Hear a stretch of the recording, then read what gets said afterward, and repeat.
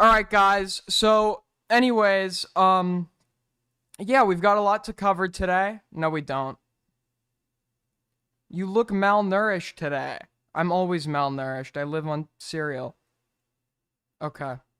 Anyways, we have some topics we're gonna be covering today. Um, that range from apparently Kuihman called me out for grandstanding, and of course there's the Lerix shit, and I'm gonna have a take that's gonna make everyone very angry. I also fell out with him, so my coverage is not gonna be biased. He has me blocked. Uh, that was unrelated though. That was before this stream.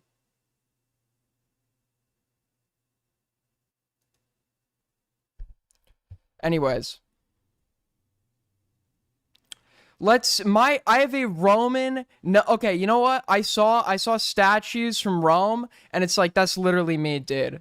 I would be leading cavalry into fucking battle, just like I do in Hoi 4, except Liam is filling himself out.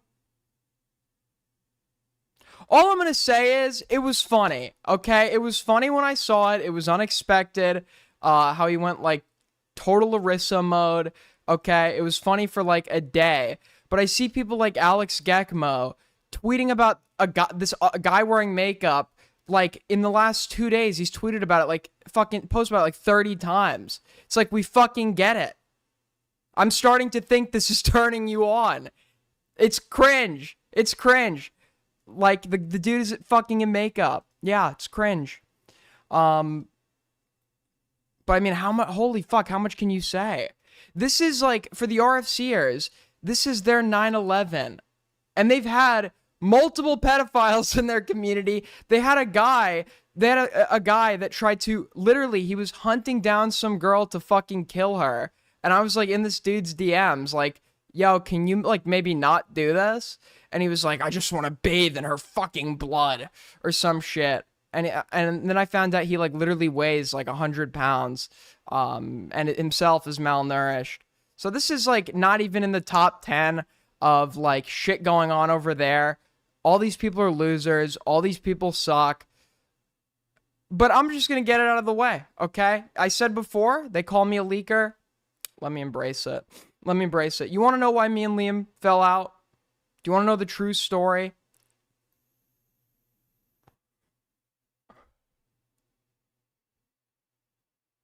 Do you want to know the true story? I'll give you the story. I'll give you your little story. Okay? I'll give you your little story. Sit down, kids. Sit down. So it all begins. $5 from G's G's. First donor of the stream. Nice black shirt man. Good one. So it all begins on... When does it fucking begin? For context, by the way, me and Liam have been on again, off again friends for a long time. When I started trying to stream in 2023 and then into the beginning of 2024 before I quit for a year, right? When that was going on, Liam was like my top guy. We were gonna do a fucking dual show together called Scorched Earth. We were like, yeah, we were good friends. But essentially, when he comes back, I think everybody is fucking like overreacting about the Liam Donovan shit. To me, it was clear that's the path he wanted to go down. I think there was like some reasoning from him that made it like seem strange. Like he was under the belief that he's always been passionate about music. I could tell with the music, he was passionate about doing this, but it wasn't necessarily the music reviews he wanted to do. He believed that would go and segue into people listening to his music. And I was trying to explain to him that there's not necessarily going to be a translation there. People like watching you because you review music is not going to make people like the music that you play. You know what I mean? So I was trying to explain that. We had a bit of an argument over that, whatever. Then, one of his bitch-ass mods is being very hostile to me, a mod by the name of Mocha Poca, okay? We're beefing back and forth for weeks. Then it turns out Liam is with Kai, and Kai is Mocha Post. I was beefing with Kai. But we're all cool. Listen, we're cool after that. We were talking. We were friends. And we had a few convos that were very genuine, right? They were very genuine. I was just talking to him about, like, you know, just life, right? And his path and what he was doing. And I think that although it may seem like a 180 to some, I've said this before, I think the commentary, like, edgy persona was the fake him. I think this is a little bit more genuine, but I also think he's, like, having a fucking identity crisis. So he's with Kai again, and then I go and thank you for reminding me. I have to fucking, dude, I always forget. Okay. So then I go and I see this stream, not the stream where he has, like, the full makeup, but the stream where it's like his hair looks lighter. It's like an uncanny valley type shit. So part of my friendship with everyone, you cannot find a friend that I don't banter with, okay? Sometimes I go a little bit far with it, but I banter with everyone. Everyone knows this, okay? Liam has always bantered. We've bantered back and forth, okay? He's always been like, you're so gay, bro. You're gay, like, all the fucking time. And that was still the case like a month ago. I always joke, okay? So a month ago, even though we were having genuine conversations, there were still just, like, casual, fucking jokes, whatever. Now fast forward to a month later, I'm going to call into his stream and, like, just poke a little fun at him. I think it will be funny. I don't even think he's going to pick up. He doesn't. So I don't think much of it. I move on. He then says, hey, why did you call? I said it was going to make fun of you with a pointing emoji, Ellen DeGeneres looking ass. And then he's like, and then he types okay in all lowercase and call me schizo, but when I see okay in all lowercase or K as a response, I feel like someone is displeased with me, okay? So I said gay-coded response as a joke. I wasn't even thinking, like, I just a gay-coded response. And he's like, aren't you actually bisexual? He's like, I said, what do you mean? He's little bro. He's like you're bisexual and you know that, but you go around calling the things gay or making fun of the concept of that. That's just confusing. I don't know why you do that. I said, it's the internet. We call everything gay. He says, no, we don't. You're just in a circle of people who do and use the word interchangeably with bad, which as someone who's bisexual, I don't know why you would subject yourself to that. It's like Blair White being a conservative. So just to be clear, I just want to, how many of you are gay? I just need to know this. I have never been homophobic, okay? My chat has never been legitimately homophobic to me. We're not running some, like, it's not some fucking, like, most of you are in your, like, late teens, 18, 19 to early 20s. I'd like to think that most of you self-identify as progressives.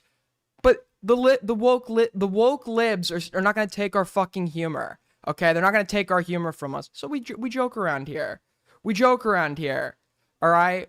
We joke around here. I don't think anybody legitimately, with the exception of maybe two that I know of, legitimately has a problem with anyone who's gay or into same-gender relationships, because if that were the case, why the fuck are you watching me, right? So I don't think that, like, we're obviously different. We're obviously not different. We're obviously not, like, homophobic. But anyways,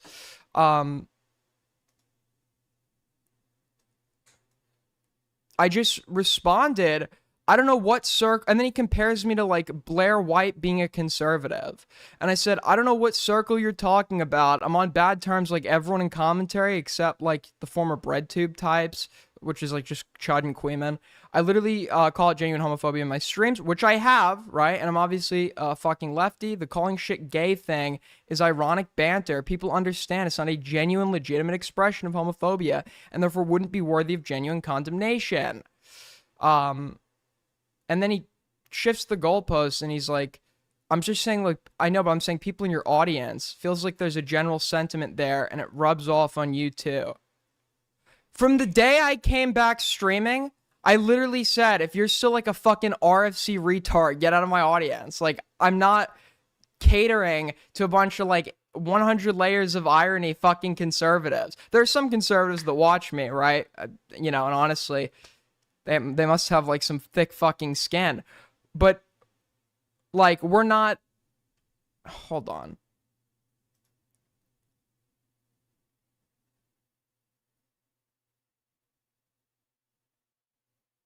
He's like, I'm not saying you're actually homophobic, but you probably passively engage in it, you know? I have literally been, and I've been consistent on this.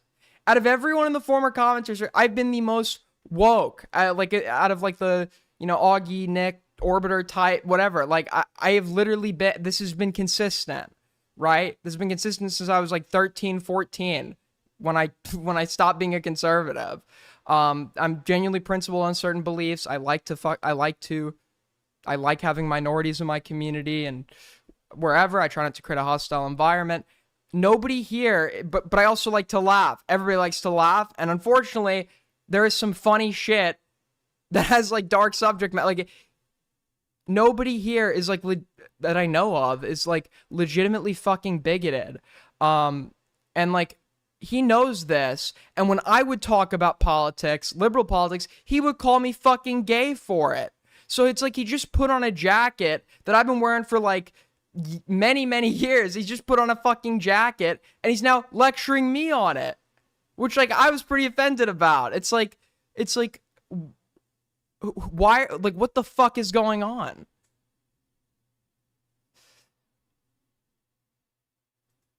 I don't know. Are you the one that's ringing my phone? It's on my couch. Hold on.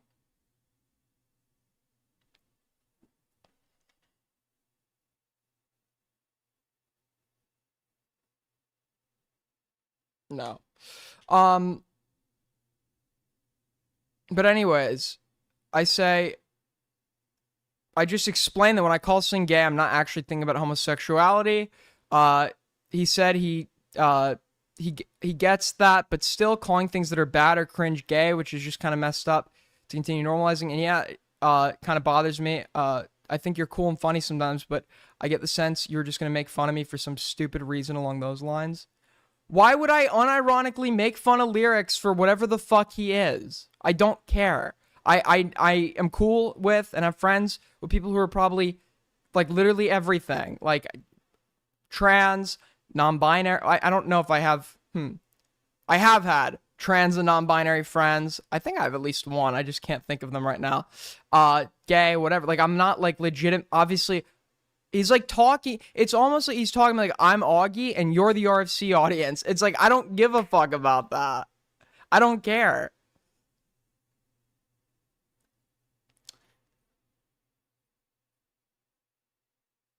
I said, if I was gonna make fun of you, it would be for your hair, not for fucking men or some shit. And then I just like say to him, or he says, I assume you're saying I'm sensitive, but it's like, how else am I supposed to react when like genuine and normal to you in our last few interactions, and the way you engage back is like only with the purpose of messing with me. I think my reaction makes sense. Like, I'm just acting like a normal person. And I say, I was calling while you were live because I thought it'd be funny. Also, you can be genuine and still engage in banter. It seems like you've had a change personality-wise, which there isn't anything inherently wrong with, but I feel you expect me to immediately witness and understand that change. I've been contextually appropriate when you've been genuine with me in private. I've been genuine back and still made jokes because it's who I am. If you're not intolerant of that, there's zero way for me to automatically know. Right? Which is true. It's like all of a sudden this guy doesn't like calling shit gay when he's done it to me all the time upwards of a month ago. How am I supposed to just like fucking know that you switched overnight? Maybe explain to me, hey, I know we were like doing this last month, but this thing kind of bothers me now. And I'll say, cool, okay, I don't care.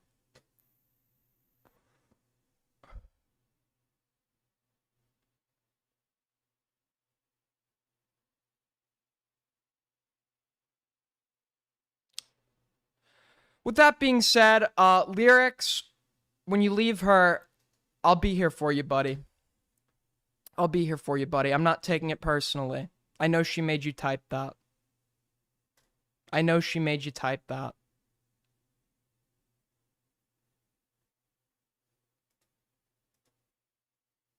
Aiden, how far are you in your transition? Can we not project fetishes onto me, please? Thanks. I am a call what?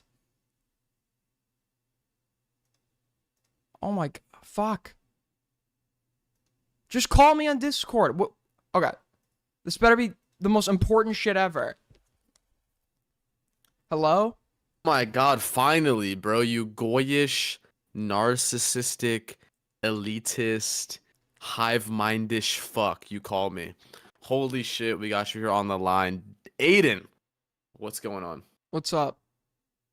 All right, so we gotta get to the bottom of this Lerix transgender shit. All right, we gotta get to the bottom of this. Lerix is a transvestite shit. So thoughts, opinions. What are your thoughts on it? Is I don't he give a done fuck. forever? Yeah, I don't really give a fuck either, to be honest. So what's been going on with you? What's happening with you? What's new? What's going on? Nothing much, man. You could call me when I'm off stream. My You're line's never open. off stream. I'm off stream all the time. I've been off stream the last 2 days. My line's open to you, man. Dude, you're always on the streams of the world. Let's just fucking You have my cell. Just give me a call. I'll pick up. Let's just have sex, dude. I'll text you later. Is that grooming? I met you when you were like, when did I meet you? I was like 17. You were like what, like 10? And then we started this like sexual relationship. I don't care. Let's make plans later. All right, take care, bro. No, but actually I'm down. No. I'm actually down because yeah, hit me up later. Okay. Anyway, sorry. Where was I? Where was I? Ah, yes. Yeah, I don't know. I think it's okay to change. I think change is okay, and I was against people saying, "Oh, this is like really disingenuous." I feel like he was disingenuous, and this is him becoming more honest. But what he's doing now, with me, it like this does feel disingenuous. This does feel forced. This does feel like an attempt to like completely embrace the new persona or whatever the fuck, and that, you know what? I don't even care. Get your bag. I don't give a fuck. Just communicate that to me. Just say to me, "Hey, Aiden, I'm not like what I used to be. I would appreciate it if you didn't fucking make jokes like this," or whatever. And you know what I'd say? You know what I'd fucking say? I'm not heartless. I'm not heartless, contrary to popular belief. You know what I'd say? Okay. $10 from Soul Skibbity. Aiden, you hurt me. You told me I could play Warzone with you. I got benched for Flatly, and then Flatly left. You let Cal play. You hurt me, Aiden. There will be consequences. Ooh, consequences. I'm excited. In all honesty, I wish Liam the best in his endeavors. But I'm gonna make fun of him. I have to, don't I? So I guess...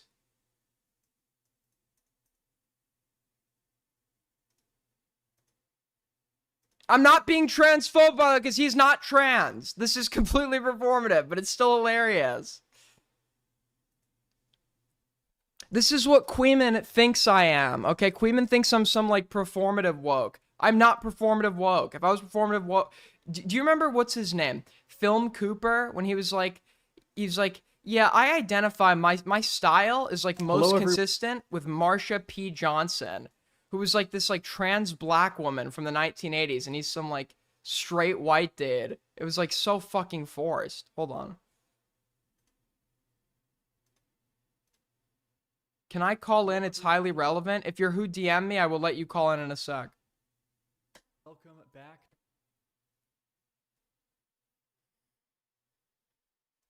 to the channel. A lot of changes are going on here. A lot of huge things. Okay.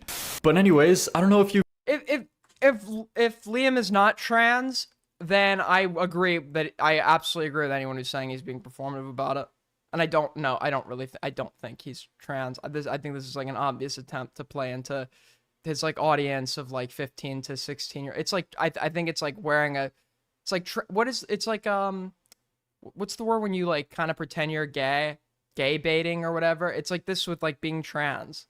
It's like, look, I'm expressing my gender differently. And then so all the fucking 17-year-old girls and 28-year-old women that are still living with mom and dad can like be in like, oh my god, you're so beautiful, king. Slay. We love our NB gender fluid queen. Tell us some Soul Skibbity, one more chance. Okay, I'll play Warzone with you later. Also, I missed Belinda's donut. Hold on, I'm sorry. I'm trying to...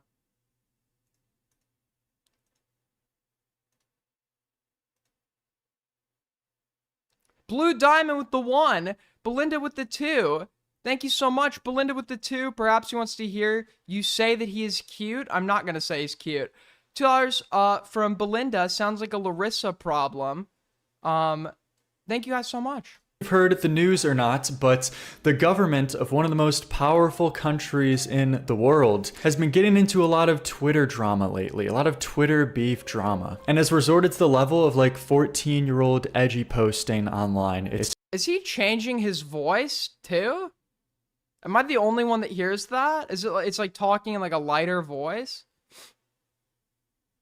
I'm gonna let everybody fucking call in. Just calm down. I am in the middle of a segment, so I can't... if you want to call me about... for advice, or you want to call me because, like, I don't know, your car broke down, you need... I can't do it all right now. I am in the middle of a segment. I will get to callers when I get to fucking callers. Just exercise some fucking patience. Terrible. Where in attempts to engage the youth, I suppose, and popularize ICE and what they're doing, they've been posting a lot of meme videos of them chasing down and arresting what they call illegals with popular music playing in the background of the most popular stars in the world. Where in this recent case, it's Sabrina Carpenter who they're going at, but they've been doing this for a long Thank you, Belinda with the 2. time. And it's gotten so bad to the point where White House spokes... Thank you, Cam with the 2. Would you do a drag collab with... Why does everybody want to see me in a fucking dress? You people are sick, okay? You people are sick. I support genuinely trans people. But for all the people that keep coming to people like me, being like, put on a dress, put on it, and trying to like finster us out, you're disgusting, okay? You disgust me. It's weird. You're freaks, okay? Go hire a fucking gay prostitute to play into that shit. Because I'm not. $2 from Soul Skibbity. I'm glad you're angry. You deserve to be angry. Thank you, Soul. People have came out and admitted that they are purposely rage bait posting to invoke a reaction from these celebrities to get more attention to their movement. Yes, this is the level we're at. Higher ups admitting to posting rage bait on the timeline. And you know, I don't even talk about... I want to see the level of political analysis here, actually. Let me assess this honestly. Politics or whatever, like mainly on this channel, like when it comes up with obvious people like Tom McDonald or whatever, I talk about it. But it's like, I'm not a person who's like getting into the weeds into politics on this channel. But it's stuff like this that is the most surface level of the surface level. How could you not find this so deeply embarrassing that our government is being ran this way? I'm sorry.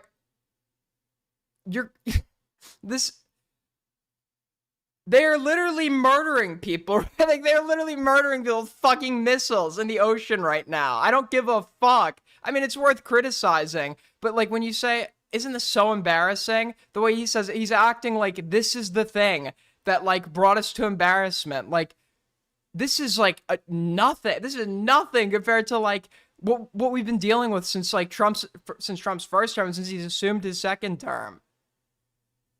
And the campaign trail.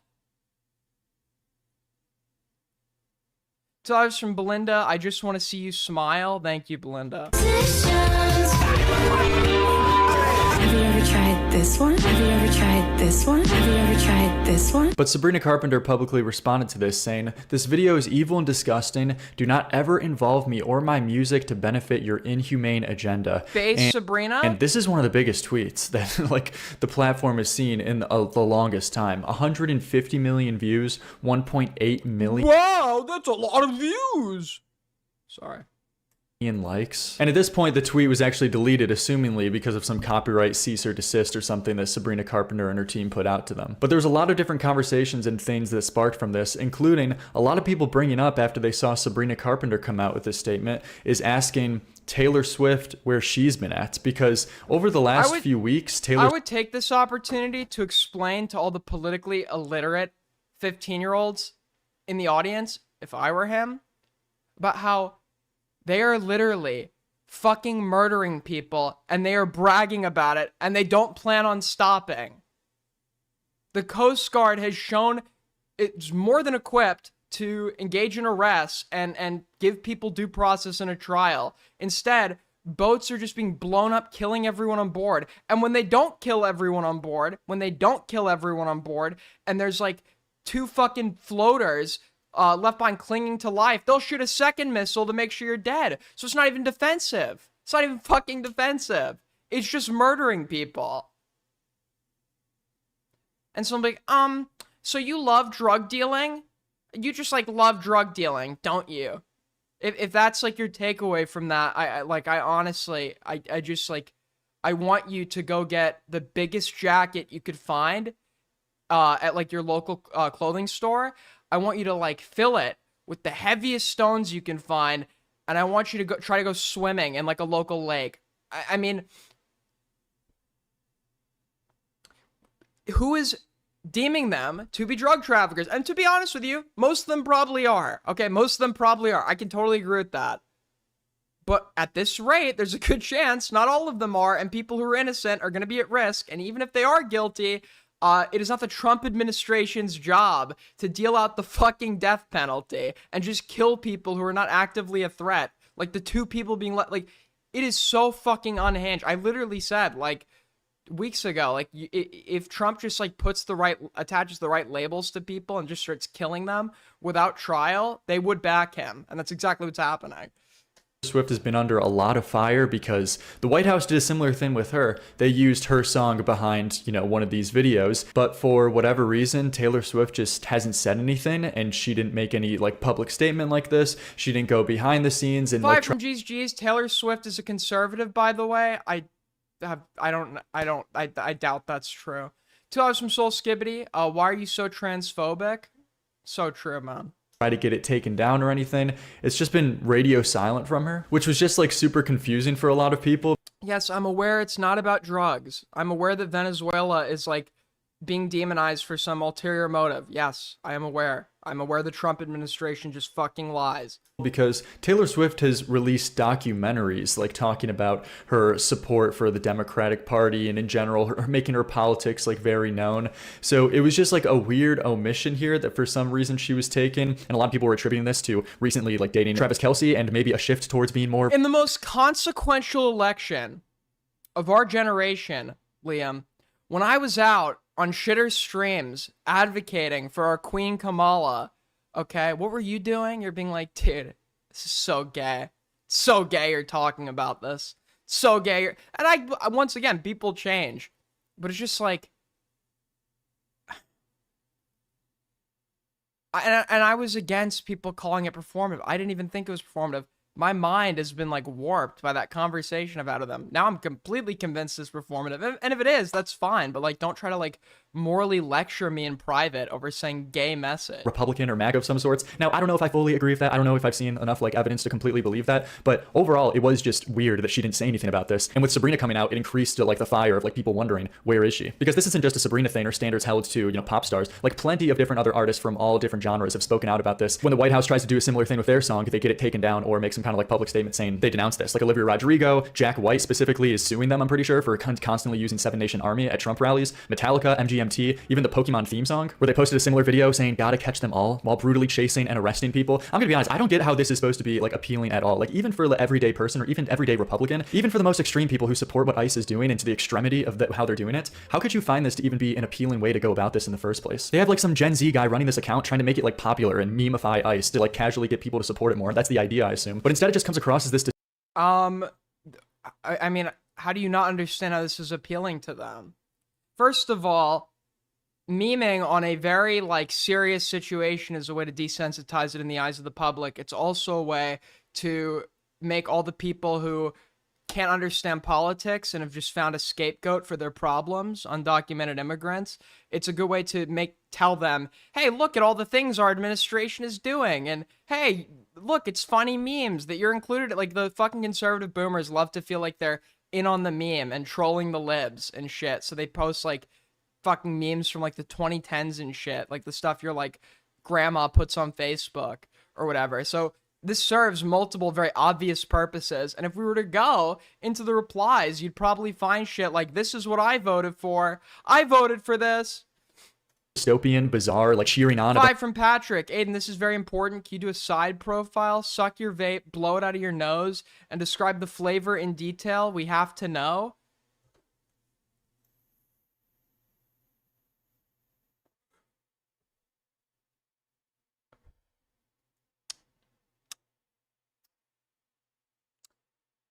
Tastes like some unidentifiable synthetic fruit and Chinese factory worker tears. of people getting chased down, pushed down to the floor, and being handcuffed behind like their meme pop culture music to purposely rage bait. It's just so embarrassing. Like this is how you want your government to be ran. I just don't get it at all. I feel like every normal person who isn't just completely down the MAGA pipeline is looking at this with such disturbed disgust. But following this, the White House actually responded again, saying, "Here's a short and sweet message for Sabrina." So old. Just like the biggest self-report for being like 50 plus. What are these puns, man? Here's a short and sweet message for Sabrina. We won't apologize for deporting dangerous, criminal, illegal murderers, rapists, and pedophiles from our country. Yeah, is that all the people? Is that all the people? I mean, it's just lying. It's just lying through their teeth that it's been confirmed that there's been thousands of cases that don't fall under those descriptions. Anyone who would defend these sick monsters must be stupid, or is it slow? Man, these puns have got to stop. All right, I'm bored. We're done. Listen, Liam, I hope you've appeased the I hope you've appeased the queens in your audience. I don't really care about this all that much. And yeah, I can't wait to see Alex Gekmo's coverage of a guy putting on makeup for the next fucking year.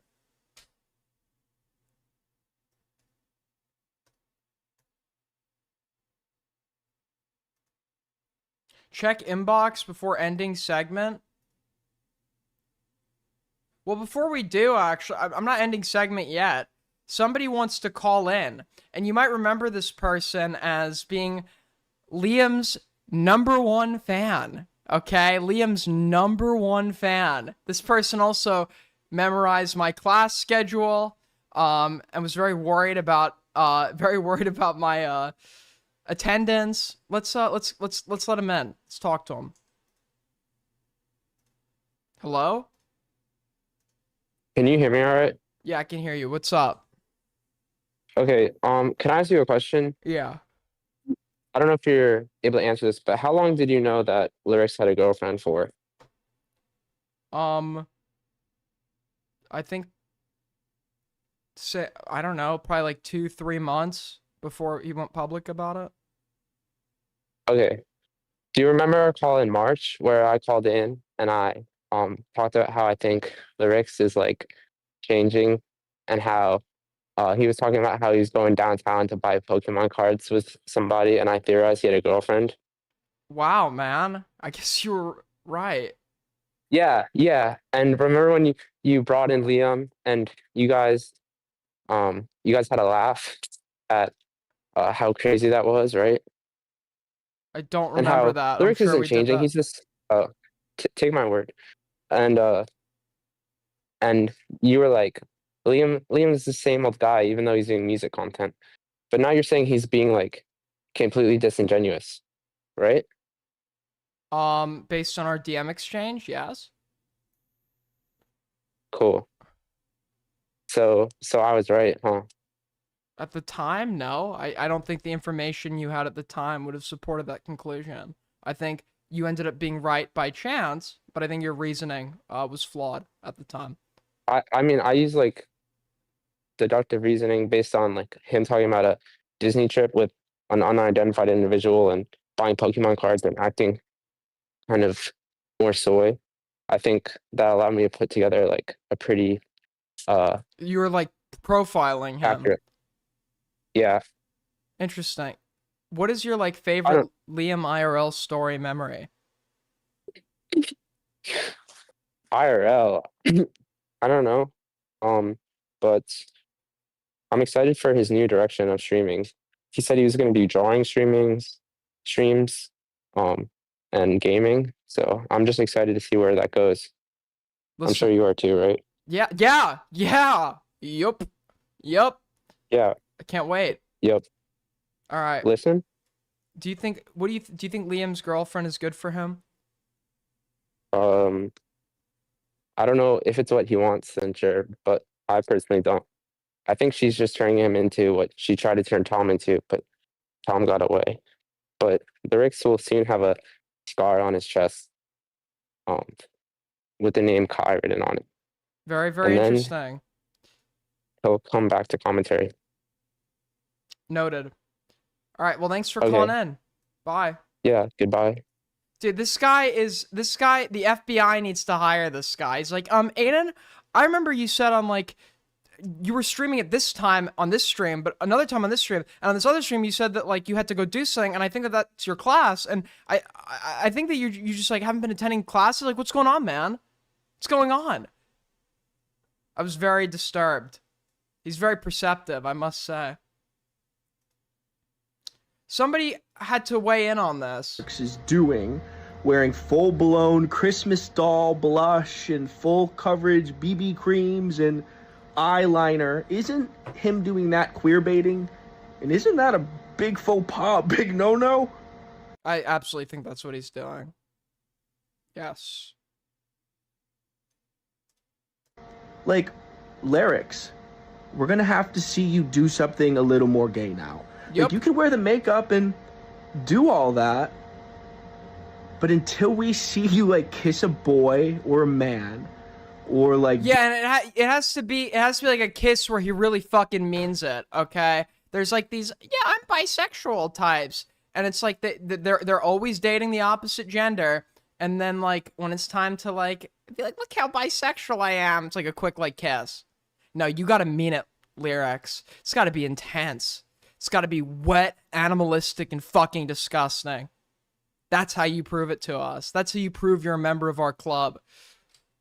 do something a little more gay, I'm gonna look at that as you're just in a phase, peer pressured by your girlfriend.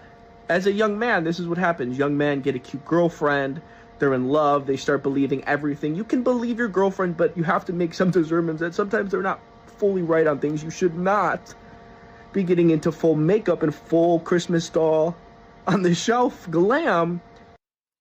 Aiden, are you at least a little bit... What exactly am I jealous of? What am I jealous of? What is there to be jealous of? Am I jealous? You know what? I am jealous of one thing.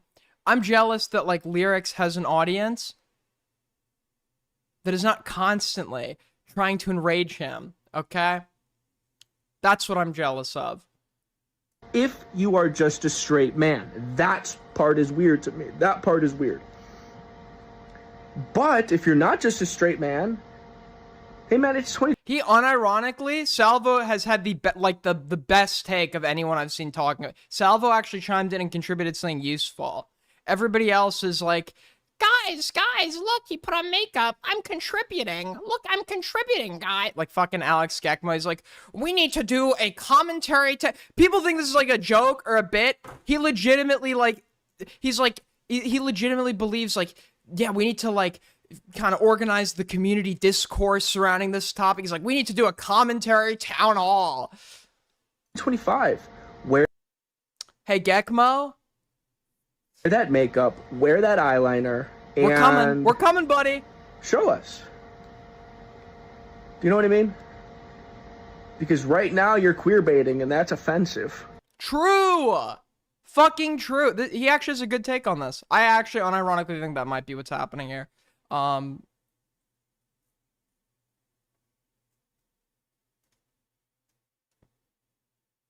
Hello? Hello? Thank you for the 5. How's it going? What's up, man? I just want to thank you for the 5 from Jinro. Why do you look so sweaty I'm not sweating, but thank you. Sorry, what were you saying? I didn't know you were bisexual. I don't make it like a big deal. You know, I'm just not Why do you make it a thing at all? Like, what? So you're gay? I don't really like labels. I'm just But me. you like fucking dudes in the ass? Not my preference, but You don't mind it? I don't mind it. What is If this? the vibe is What is if it? the vibe is right, you'll let a guy suck your dick? I mean, he's got lips, doesn't he? He's got a mouth. Like, I don't care. Like, what? Who gives a fuck? Well, I do. Well, I mean, it's just a totally alien concept to me personally because like if like the idea not only repulses me, but I would just be like completely unable to fucking ever perform in that circumstance just because guys are so fucking disgusting. So you're like, oh, he's got lips, as if it's like, oh, it's just a hole's a hole, but you know, genders are real and men are different from women, and if you're attracted to men, then you're gay. Okay. I didn't know this about you. Hey, and listen, it's all love. I'm not hating on you at all. Thanks, I man. apologize that I came in here a little bit hostile, but hey, you're doing great. Love the stream, and I support you 100% in your homosexual sexcapades. Thank you, Extreme Dad. Much appreciated, buddy. Best of luck. Have a Take good care. day. Anyways, so that's the why did I even go live today, dude? So that's that segment. That's that segment. And yeah. Anyways. But hey, look. My preference is women, so ladies, hit me up. 5 from Luffy Duffy 7817. Yes, I'm bi. So you were gay? Every bi I don't want to be a bi person. I don't want to be a bi. I'm just like me. I'm just me. I don't know. I just don't feel I don't feel comfortable with the fucking labels or whatever. I'm just me. I'm just Aiden. Thank you for the 5.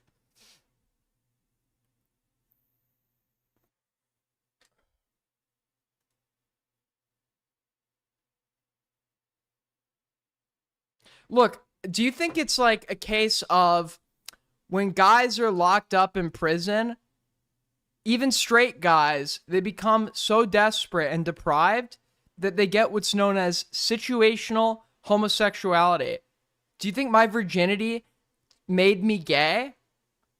What are our thoughts on this? I'm looking forward to Alex Gekmo doing a town hall to figure this out. Anyways, where were we? $2 from Draftel. Bro is bi, but isn't wanted from either chick. Yo, there's a real person behind the screen, man. $2 from Soul Skibbity. Aiden, would you have a... No, I do not like blondes. Or people I'm friends with. Or we're friends with, I should say.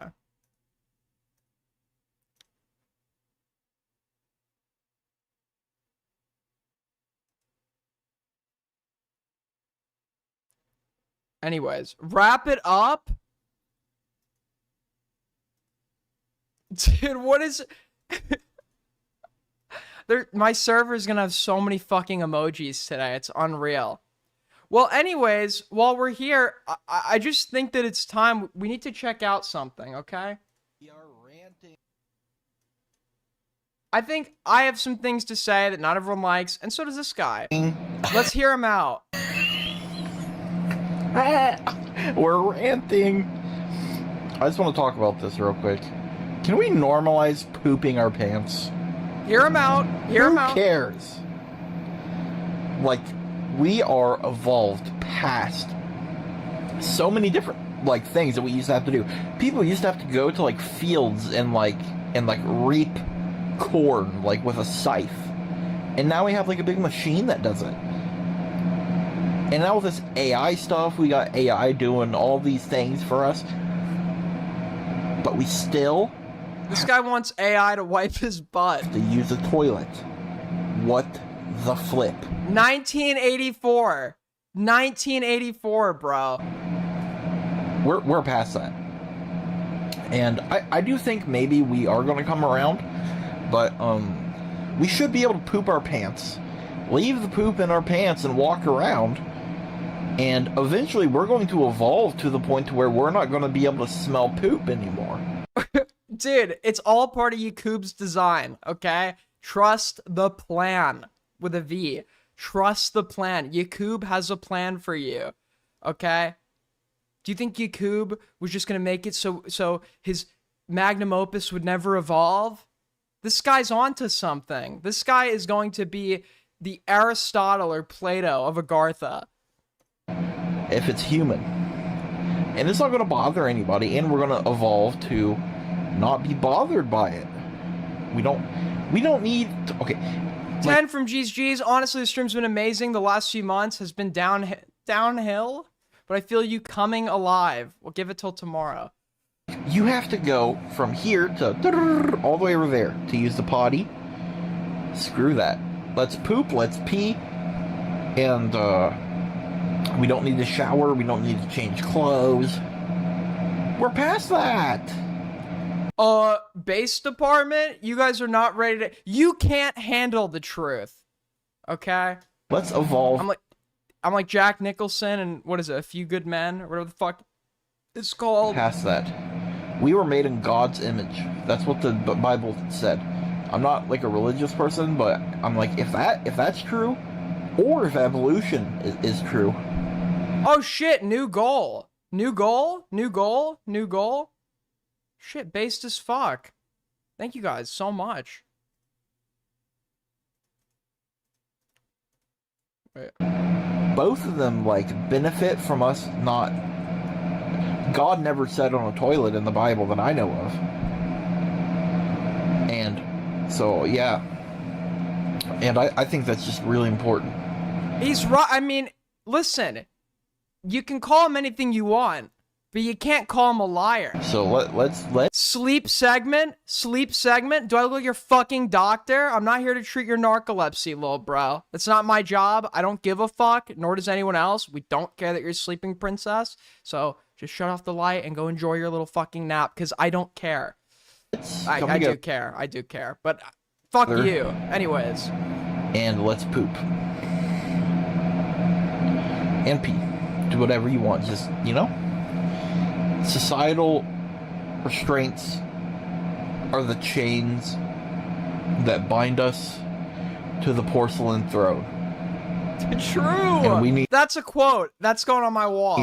to break those chains and just absolutely wreck our underwear. Listen, I like platforming. I like platforming other people's viewpoints, and I think that this guy might be onto something. Anyways,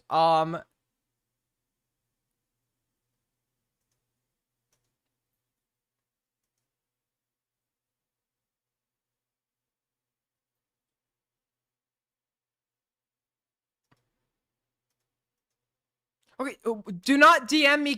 I'm not coming out about anything. Don't DM me. Congrats on coming out. Congrats on coming out. I'm me. I'm the same me from last week. I'm gonna say, listen, if you're gonna sit here and fucking tell me you didn't suspect that I was possibly some sort of gay, you're lying, okay? You're just lying to yourself. I can't hide it as much as I fucking tried, okay? It's obvious. It's obvious. The cat's out of the bag, but there's no coming out, okay? Fuck your coming outs and fuck your little labels, okay? I'm just me. Okay. I don't know why I said don't do something, because my chat hates me, and we'll just go and do it.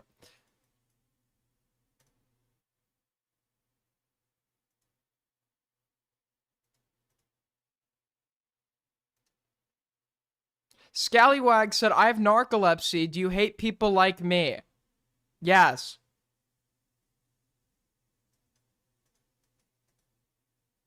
Dude, I just like... Hold on. Now, to our next topic. apparently, I have been called out. All right, I've been called out by my boss. Okay, the guy that gives me the marching orders. My boss has called me out. Let's take a look.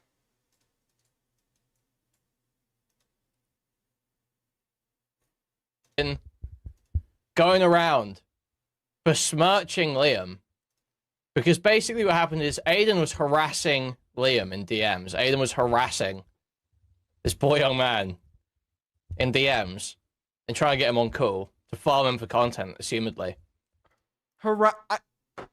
He's lying. I called him once. And then left it at that.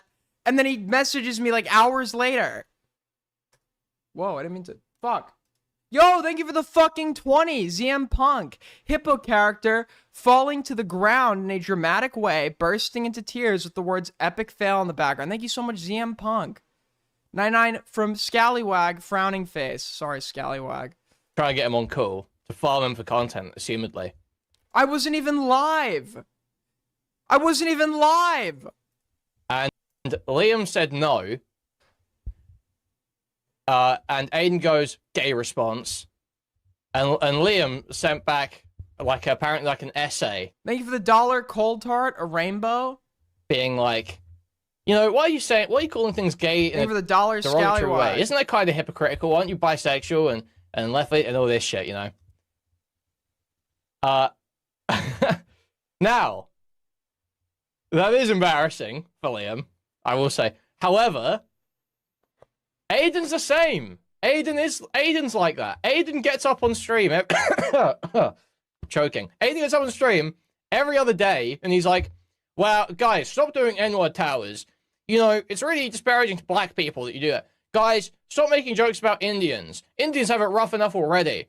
Every other day. It's every other fucking day with this guy. Like whatever new racial group he's picked as his pet. He's like, oh, no jokes about this group today. Okay. Is it hard to believe? Is it hard to believe that I'm just principled when it comes to racial discrimination?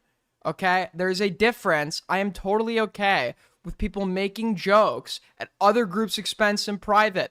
Kuihman knows this. Everyone knows this. It just has to be done in a way where the whole entire bit isn't just like, oh, this group is bad, and then you keep reinforcing it by doing repetitive fucking edgy. At some point, it is being utilized as 100 layers of irony to shield genuine sentiment, and you see this with the Indian shit. Okay, I think I used to make Indian jokes. I think Indian jokes can absolutely be funny, but don't pretend like the rise in anti-Indian jokes doesn't directly coincide with a fucking surgence of legitimate Indian hatred online. So the jokes exist, sure, but right now they exist to further reinforce these stereotypes that were formulated by fucking racists online to popularize anti-Indian hatred. That's a bit different than calling something gay in jest in private. No jokes about this group today. And then sometimes, yeah, when things are getting sensitive, and I think that contributing to a community where we're just gonna constantly reinforce Indian jokes is probably gonna contribute to this thing that I'm seeing that I don't like, then I'm obviously gonna shut that down. Sometimes he's like, he'll just sit there and grandstand about, how much he fucking is actually a feminist or whatever the fuck. It's like, shut the fuck. I grandstand about it. I call a fucking woman on here a stupid bitch every single day, okay? People push me on it. They're like, you're a feminist. So I addressed it. I believe women should have equal rights, okay? Right? But I don't think it's impressive. I literally call women stupid bitches and cunts all fucking day.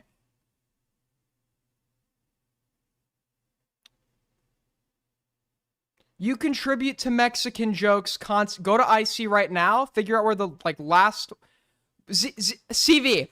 Why are you DMing me as if I'm the one that is personally timing you out? If a fucking mod timed you out, they probably did it for a good reason. We have a lot of people in chat right now. I am not the one that is personally timing you out. Okay? Why don't people understand that I don't personally make every mod decision in my fucking chat? Whatever mod did make that decision, though, I'm backing them. You're fucking annoying as shit. So.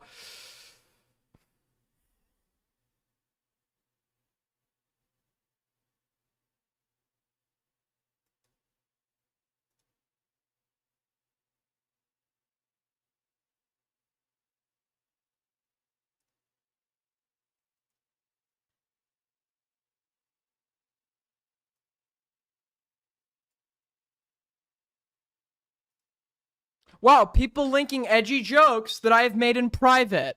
People linking edgy. It's not like I literally just fucking said that doing it in private is different than doing it publicly because I don't want to create a community that reinforces on a public level these sorts of jokes and make it like popular and okay amongst my chat when I'm on stream, because I don't want to publicly contribute to this. When it's done in a private context, everybody knows it's a joke and it's not contributing to wider sentiment. Therefore, the harms that would lead me to call it out when I'm on stream and say, hey, don't do this when I'm on stream, are non-existent when it's in a controlled group of people who I know, right? And even in private, I start cracking down on that shit.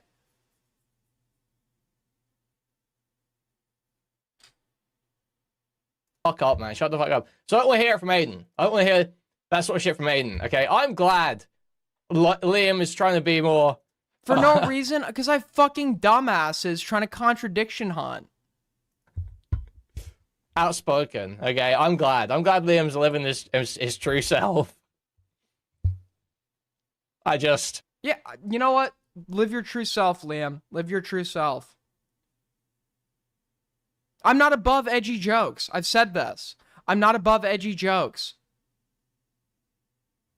When Chronic was like making a million racist jokes about Brazil, I then played into Indian jokes in direct response to him to like, because it was a back and forth in private, right? And then I stopped that when I realized this is something that actually bothers him, and I shut it down in my chat, and I found out someone reached out to him to continue fucking with him over those jokes, and I think I timed out for 48 hours or some shit. I don't fuck with like this. I don't fuck with using edgy jokes to like actually make people feel like shit, and I don't fuck with using edgy jokes like perpetuate like genuine expressions of racism, but like having the plausible deniability of doing it under 100 layers of irony.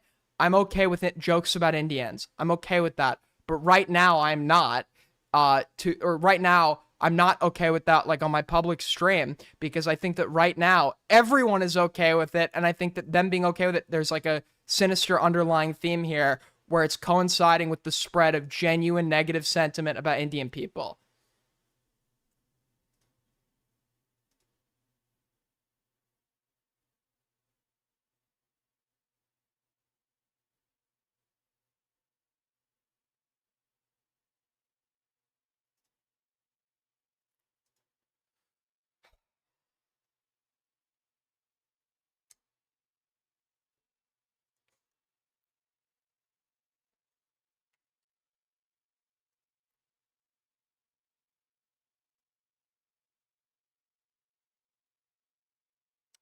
Anyways, just gotta breathe, okay? I just gotta breathe. Why don't you, if he challenges me to a debate... Soul, you're being, like, very fucking annoying in chat. I could tell you're, like, trying to play into a character, your, like, little bit right now. And I love you, okay? I love you more than anything in this world, Soul. You know us, we're like this. You know us, we're like this. Stop.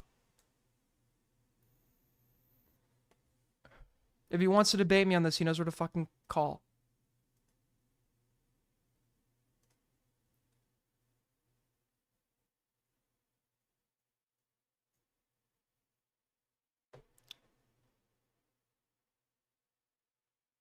Anyways, I'm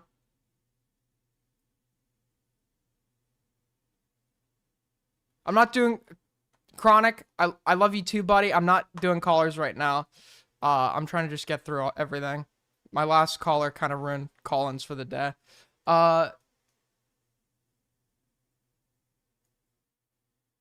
So somebody posted, hold on. Somebody posted,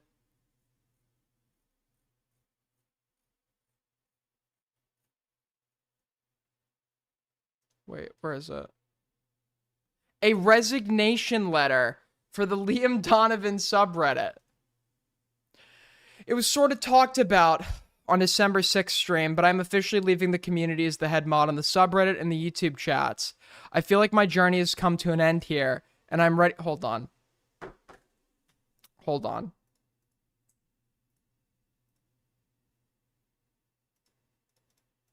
Before we do this.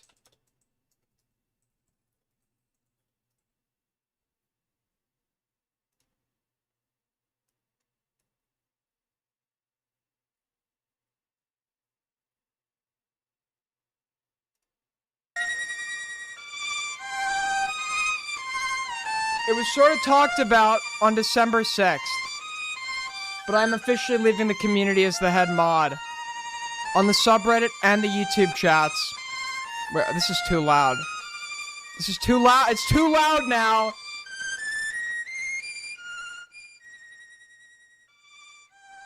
I appreciate everyone who was posted on the sub while I was the head moderator from February to December of this year. From good fan art to good fan art? Dude, we all saw the Ali Khan sketches. From good fan art to detailed posts, it was cool to see everyone post on here. This does mean the new music release Friday posts will come to a complete end. If y'all ever follow me on social media, my Twitter, YouTube, and Instagram all go by the username Blue Diamond VII. Also peep the YouTube channel because I might post more things on there that aren't just my hip-hop mixtapes or anything music-related. And hey, maybe one day if I ever feel like I can make a subreddit of my own name. But that is off the table as of right now. Also, another thing, holy fuck, is to plug my news network. And he linked this in my topic suggestions.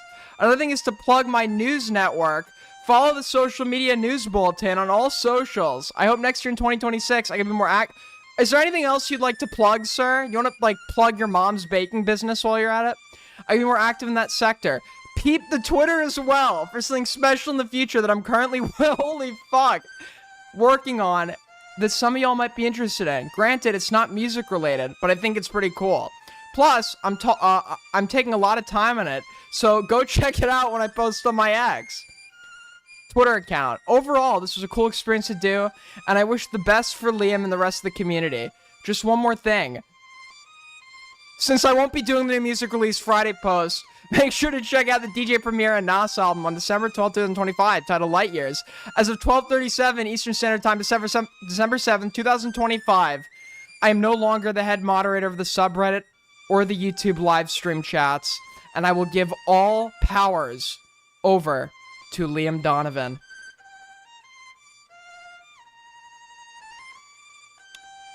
Oh sob, oh cry. Tears are forming in my eyes right now. You can't see them, but I'm crying. This was not an easy decision for me. But you know what is an easy decision? Clicking on my Twitter, YouTube, Streamlabs, Tumblr, Pinterest. Also go check out my business. We're currently in the process of renovations. We'll be for those of you living in the greater Des Moines area. But next week we'll be fully open and in operation. We have specials on 5 of the cupcake brands, or 5 of the cupcakes being sold. Taj from Belinda. Anything else you want to plug, sir? True.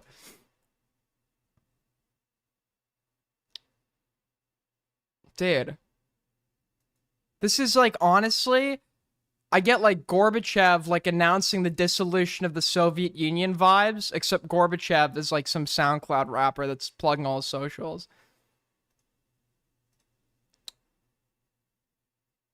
Anyways,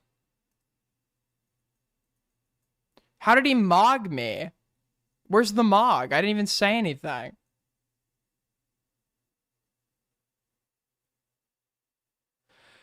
What is this? Oh, wait, I do want to see this. Welcome back to I do want to see this, okay?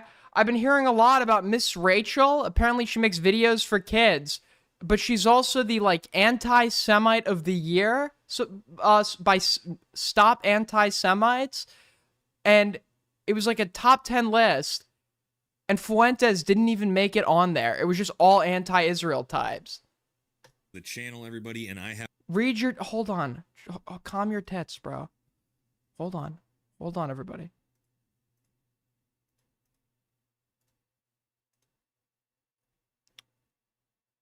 So you DM Liam back, but not me. I barely DM it.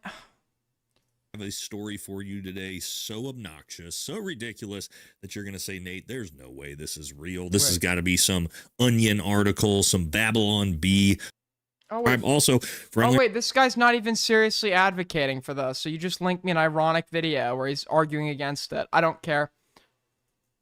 Thank you though. Thank you for the suggestion.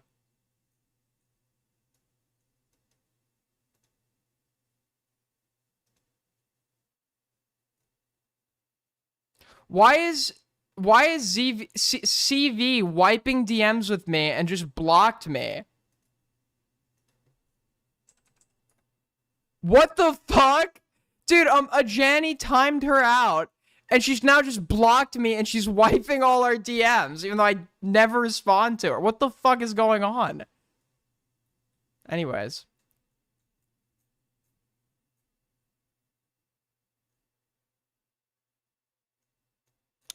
We got linked this. This massive YouTuber is defending slavery. I'm not really the kind of guy to tell you that I told you. This is what August the Duck looks like.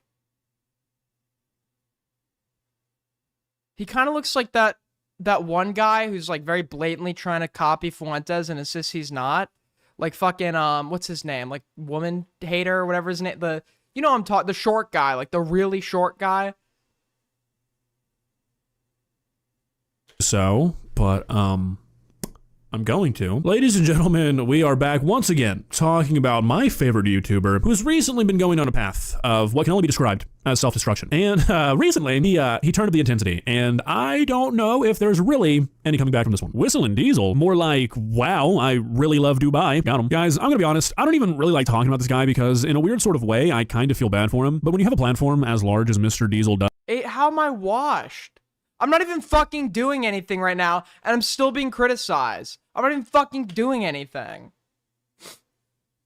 It's like, I can never make, all I want to do is make you guys happy. And it never seems to work. Never seems to work.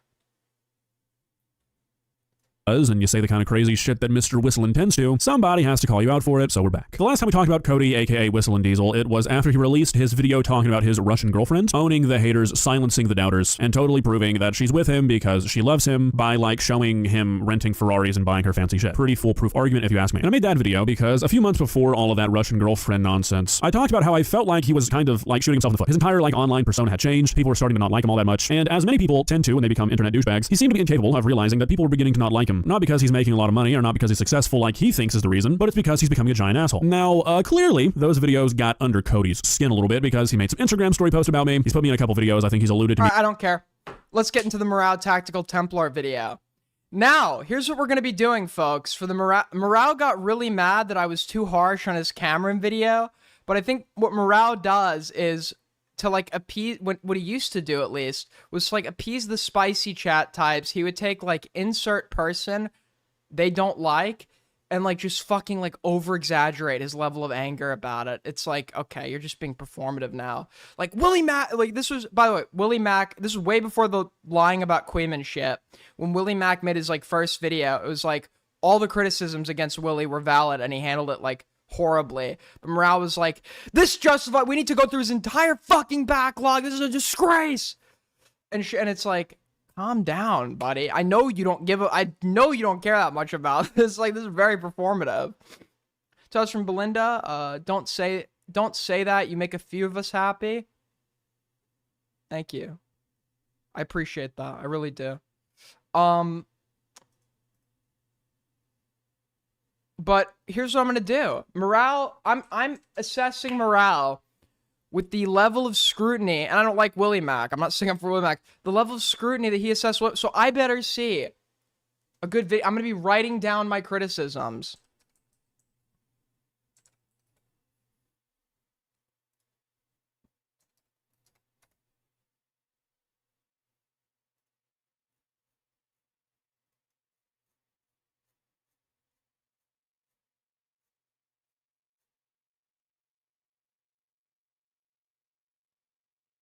Morale is the guy that has DM'd every single woman in this community, but it's cool when he does it, I guess. It's cool when he does it, but if a woman does it, she's a whore. But this guy is a whore that can't get any game. So I can't get any game either, right?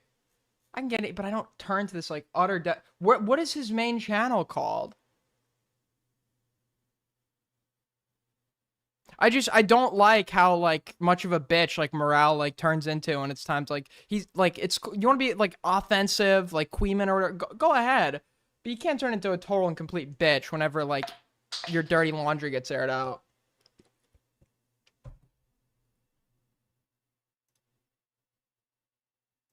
Problems when there's other people making fun of someone and then you make fun of them. What?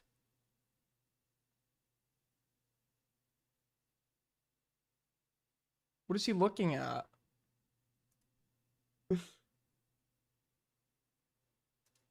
So then I go and I, you know, I see the. It's just in my. I guess. Where's Morale's video? I don't care. What is Morale's main channel? Why are you covering Morale? No one cares.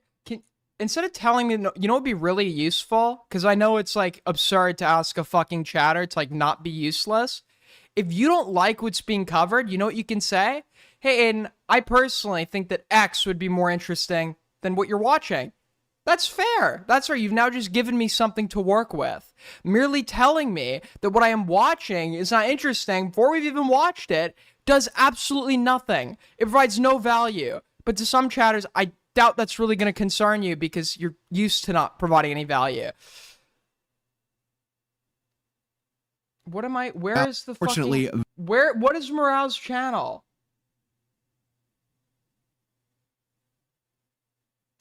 Is this YouTube background tracks? Morale, Cameron, F30... Maybe this is how I'll find it. What? Is it on Morale Live? What channel is the Templar video on? What channel is this fucking... I can't find his main. I don't know if he's like shadow banned or some shit. I literally can't find it. I like unironically can't find it.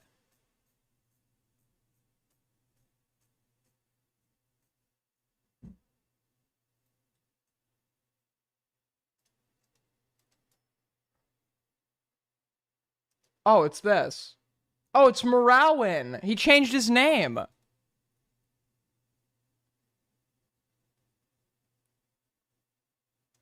Like if Paimon People said I stopped reading chat because they were being really mean to me, and I were to visit me, I feel like we'd just be best friends. And I bet she would. Two from Belinda, pair character putting his hand in front of his mouth while blushing. Taste delicious. Imagine how Paimon's Why'd he change it to Moralwin? feet would taste when she's 18. I think I'm okay with saying this. There was a YouTuber by the name of Tactical Templar that kind of made. Do you not read it? Can you not like listen? Can you not fucking listen? I just said I wasn't reading chat. I literally like I just said that. I literally just said that. Can I not read? Do you have fucking hearing? This seemed pretty cool.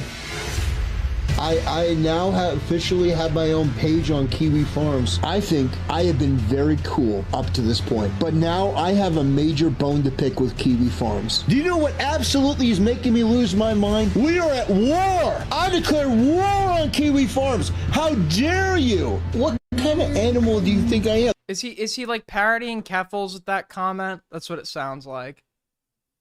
Don't hurt her. Tactical Templar is known mostly for causing Tectone's religious... Asked chat a question and then got mad at us for not reading chat. No, I didn't get mad at you. That's not why I got mad. Are you you're functionally retarded? You're actually functionally retarded. Someone was like, I said I wasn't reading. Okay, I just said I wasn't reading chat. So I didn't get mad when people were correcting that. And I said, oh, he changed his name. Then somebody's like, can you not read? Right after I said I wasn't reading chat. So their question would have been answered by my previous statement. That's what I was mad about. You're just lying. You're just lying. Awakening following his multiple allegations. And in fairness, he hasn't been accused of any sexual misconduct since going to church. The Tectone connection is pretty boring considering the rest of his content though. From Gamergate... I'm sorry, what? Tactical Templar is known mostly for causing Tectone's religious awakening following his multiple allegations, and in fairness, he hasn't been accused of any sexual misconduct since going to church. The Tectone connection is pretty boring considering— Who? Wait, who hasn't been? You're talking about Tectone. Okay. You're talking about...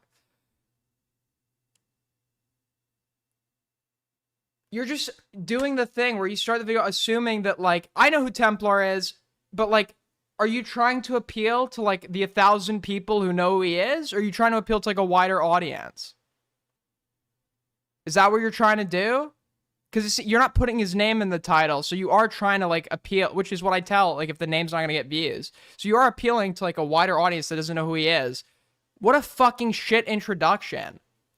Be like, that's a shit. I don't know what, what if I don't know who Tectone is? What if I don't know that Tectone has had rape allegations and you've just, like, I say people over summarize. You could do, like, in one sentence, you could set the scene. In one sentence, you could be like, Tactical Templar is like is a YouTuber that gives commentary on religion and politics. He's most notable for causing a spiritual awakening in streamer Tectone, who's known for his blemished past. And then I'd show some quick crazy clip from, and then you get right into it. The rest of his content, though, from Gamergate— it feels like I'm starting in the middle of a video. Brie Larson hate to religious preaching, there is Two a from Seoul, welcome back, Aiden. This is such a good, thank you, buddy. lot to enjoy about this Crusader's eccentric personality. However, for me, there is one topic that takes the cake. Tactical Templar has a bit of an infatuation with lolly-adjacent content online. Why should I care? I don't know who Templar is. I'm watching as a new... You tried to appeal to... First of all, why would you ever put lolly in the title if you, like, didn't want your video to get, like, shadow banned or potentially, like, fucking age restricted and fucked? But... So, I mean, I think the format is right. Like, I gave this advice to Parry. Like, if the name's not going to garner views, you need to do, like, a generalized... you need to do like a general title that will appeal to anyone who doesn't know who these people are. And if you're doing that, you need to understand the people who are going to be watching, your target audience, is going to be people who don't know who this guy is. You've just given me a fucking horrible introduction. It's VTubers. The other favorite VTuber I have is Kobo. How do you say that in Indonesian? Europa. In Indonesia, we call it Eropa. Or discussions about the moral ramifications of AI-generated CP. And even if it weren't, so even if it was a kid, she's fictional. So that really got me pondering. That got my noggin jogging. So what will be the internet's moral conclusion about AI-generated images that contain lewd scenes with small children? But fast forward a year, and he's not even giving a take there. That's not even. He's literally asking a question. I don't even think that question was leading. And suddenly he's releasing a 30-minute video passionately defending if I'm a new viewer going into, I'm clicking off. We're done. This is the lolicon VTuber Shondo after her Twitch ban. Because not only is what happened to this person entirely wrong, but I think what it reveals is ultimately that I am correct about the upper echelon of Twitch. I find what happened to this VTuber to be absolutely disgusting. But what you have to understand is you have to stop treating these Twitch staff as human beings. You have to stop thinking about them as somebody who's just a normal, compassionate human. These are freaks. These are disgusting, sanctimonious, while being as demonic as possible people. He calls Twitch demonic for banning her, despite not actually knowing why she was banned in the first place. And as far as I can tell, the reason for her ban is pretty clear. She was It's a completely monotone delivery. There's no passion in his voice. There's no insertion of like funny jokes. Intoxicated and joking about suicide on stream. So I'm sorry. That's just, first of all, that's just not true. Second of all, why are you fucking spamming my chat, being an annoying fuck? It's silly when I'm drunk. I think I might be drunk. I'm always scared of ending the stream because I'm scared it's gonna be the last time that I ever get to. Yeah, Shondo is like the fucking most egregious case of like pedo baiting online that I've ever seen. Like, this person knows exactly what they're doing. They're just openly catering to fucking pedophiles. I don't know how to end this stream. I don't understand streaming, actually. I'm gonna get myself after this stream. There were better clips you could have shown instead of the one of Sean, because someone could be like, oh, look, Shondo's just like, Shondo's drunk. What indicates childlike about this? There were better clips you could have shown. According to Twitch's own TOS, both of these actions are bannable offenses. Despite this, Templar continues to defend Shondo even after he finds out the reasoning for her ban. Oh. Apparently there's a letter. We reviewed your content. I gotta be honest, so far this is the worst edited commentary video of the year. So far, this is horrible. This is fucking shit. And we're concerned about you. If you're There is no consideration for the audience. There is zero consideration for the audience. There's no explaining things to them they might not know. There's no attempting to keep them hooked by like being very careful about clip selection. You're just letting drawn out clips play that aren't like particularly enticing, where you could easily just like skim over it with a summary of what happened in the clip. currently struggling or feeling unsafe, please reach out for help. In accordance with our community guidelines and to protect our community, we've removed this content. Suicidal or self-harm behavior, seriously threatening to harm yourself or endanger your life, is not allowed on Twitch. If you have somebody that actually is going through something, telling them that not only are they banned for 30 days, but they're going to be losing their subscriptions, this company is evil. This uncritical blind defense would result in Templar facing some critique, notably in a video by Internet Adjacent. The only thing Templar directly responds to in this video is a single clip about Shondo. He ignores everything else. Whoa, sex. Whoa, sex. Cunny, sex. Whoa, plap, plap, plaps. That's a pedo term, by the way. Sex, cunny, sex, cunny. That's weird. But this VTuber is an adult. She's an adult. Do you know how I know she's... So Tectone has used his conservative brain no, this isn't stupidity. He knows exactly what's the problem with this. He knows it's like, oh, well, she's like technically, okay, but she's attempting to portray herself as if she were a child, using a childlike appearance, obviously for the sake of, she does things that indicate that she knows people are watching her to jerk it, and she plays into them. And the thing about that, she does it subtly though. The thing about her and like the people like her that makes this like particularly bad for me is that you have, on the surface level, it's like sexual dog whistling, but on the surface level, like a kid could come across some of Shondo's content, like I don't know, like a little girl or something, and think, oh, she's like cute or whatever, and because like parents are like busy like fucking scratching their ass now or whatever, and just let their kids online do whatever they want, the kid is now could interact in the community, and the kid doesn't realize they are now in a community that is filled with people that are sexually attracted to people just like them because they're innocent and they don't understand the risk. She's an adult because she said that she's an adult. So what is the implication here? Oh, no, she's a pedophile because her character is chibi form. Now, I'm not sure if Templar is being purposely ignorant here or if he just simply... I think I'm actually like only talking about the clips. I'm not even giving commentary. I'm aroused commentary.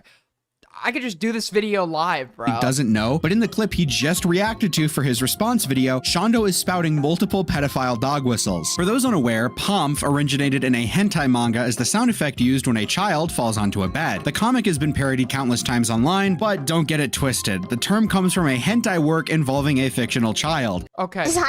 We're glad you looked that up, Morale. Okay? Anything else is not a lolly. Fuck off. There's so many artists that draw lollies specifically, and they give them this. And they do it's just a petite woman. It's just a petite women. I got into an argument with like Rev Says Desu fans a long time ago. Worst mistake of my life. There was like this. Okay, there was this one woman who replies like, some women like me, we just look like that. We're just like petite women. And she sends a fucking photo of herself. And she's like absolutely shredded, like flexing in the fucking, no, she didn't send a photo of herself. She commented that, and then her profile picture was her in like a gym bathroom or something, like flex. And then I just like screenshotted it and quoted it with petite women like me. And that got like 400 likes or some shit. And she was like spurging out. And it's like, she like wanted to look like a lolly. It's like, dude. Itty bitty titty. Don't do that. You're really... She's trying to talk like a child, like a toddler. Yeah. Here is Shondo crying like a toddler. Oh, and the fucking it's just petite women. It's just petite women, guys. It's just a petite woman. With a binky prop for her VTuber. Baby, baby, baby, baby, baby, baby, baby, baby, baby, baby, baby. Okay, so if you wanted to do a video about Shondo, you could have just done a video about Shondo. Baby, baby, baby, baby, baby, baby, baby. Who obviously pedo baits with frequent dog whistles. We get it. We're nearly halfway into the video. Content crafted to attract people interested in, at the very least, women who pretend to be crying toddlers. This is all presumably a desperate attempt at some sort of culture war win, because of course, anything Twitch does has to be bad, even if it's justly banning Templar's favorite cunny tuber. Shondo isn't the only lolly VTuber Templar likes, though. In his video titled My Top 5 Favorite VTubers, he names Gargura as his favorite. I think that they're funny, they're entertaining, they're charismatic, who I think is one of the most popular VTubers, the face of VTubing. Like, why not just do a video, like, you've given no time to explain to the audience who Templar is. He feels like supplementary in this video that's like actually just calling out the problems with these other, and it's like, why not just make the video about that?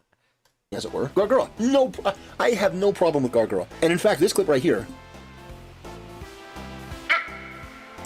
is actually kind of incredible. Guro would eventually rebrand into Saba, and Templar quickly started policing people for dead-naming her. And Saba is definitely not shy about sexualizing her model. She literally has a toggle that opens her shirt to show her bare stomach. Was Morale just using this as an excuse? Plus a thong peeking out from under her shorts. Tell me on day one? Tell me on day one? What in the world? Tell me Antos? Okay. Man, what a bargain.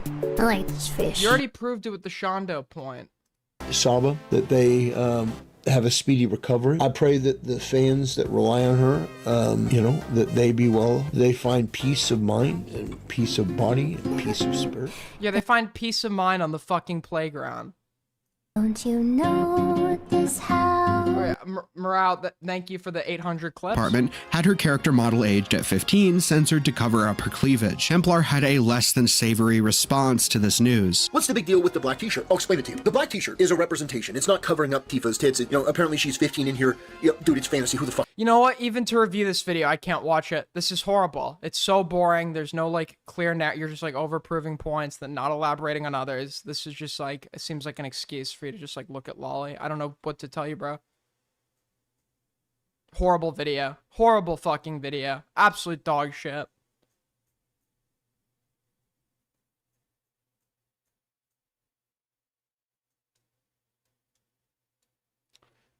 Today I learned in 2015, Jack Posobiec wrote a fan fiction titled The Lady and the Trump, where 69-year-old Donald Trump, transported to Westeros, falls in love with a teenage girl, Sansa Stark. This is creepy. We don't normalize old men. What? The first time Donald Trump locked eyes with her, he built a tower straight to Sansa's heart. Sansa knew he had won her faster than he had won the support of the Night's Watch due to their similar views on immigration. Named Lady of Winterfell and Warden of the North after King Stannis won the Iron Throne. Sansa's next duty was to find a suitable husband. She needed someone strong, someone with the resources and know-how to rebuild the war-torn North. The Donald was all things and more. The way he held himself as a true lord. The way, this is not from this is not real, dude. The way he spoke with the confidence of a great leader. The way his hair fell onto his forehead and neck and ears, and kind of on one shoulder but not the other. Yes, he's the one for me, thought Sansa. Still, she could not give away her affectation too easily. Many others had come calling to woo her hand in marriage in the years since Sansa ordered the quartering of Daenerys. Ravens had flown from as far away as Prince Trystane in the Sunspear, and many had arrived from Lord Theon on Pike. She'd instructed Meister Samuel to respond with only vague courtesy. They were ardent callers, but not for the right Lady of Stark of Winterfell in her own right. A hasty marriage with the Donald, however, and rumor and folly would spread throughout the lands, and a specter of another war would rise. So is this Game of Thrones?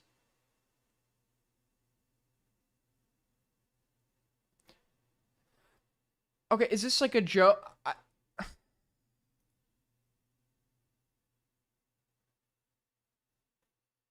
Maybe this is parody. I didn't watch Game of Thrones because I have a life. No, I don't. I didn't watch Game of Thrones because I just don't care.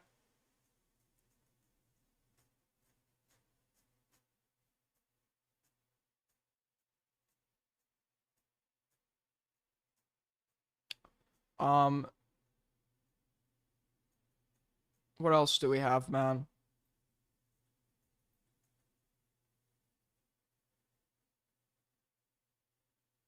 Why was I... What is this? What is this? Sad. That's sad.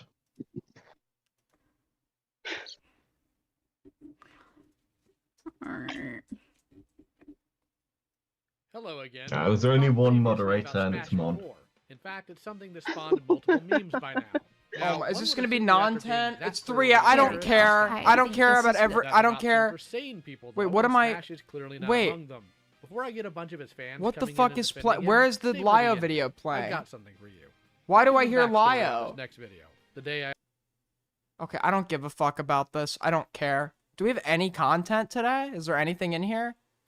I don't know why I went live.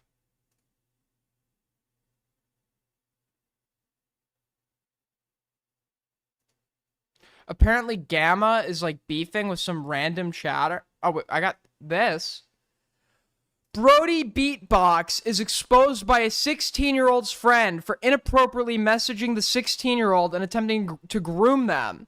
He deleted his only post on Instagram and his TikTok account after I attempted to reach out to him asking if it was real. What is this? Like, what? Your cute body, 360. Do you think I could send it tomorrow? It's a bit late right now, so I look very rough, lol. No, baby, I can't wait till tomorrow because I'm a little bit horny right now. And by the way, you don't look very rough. You look so cute. Who is Brody? The fuck are you doing, pedophile? Go find a real job and straighten yourself up. You fucking freak. You have 78K on YouTube and you're doing this shit, fucking dumbass.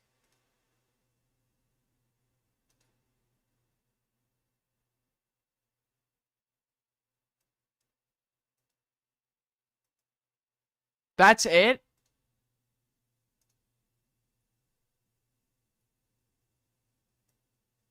That's the whole allegation? Are we serious? First of all, this is very easy to fake. This is why when someone is sending Discord screenshots of a like that shows something very damning, we always want a recording. Okay, it is very easy to fucking fake. People do it to me all the time. It's pretty easy to fake Discord DMs. The second of all, there needs to be some acknowledgement that he knew the age of the person he was talking to. Third of all,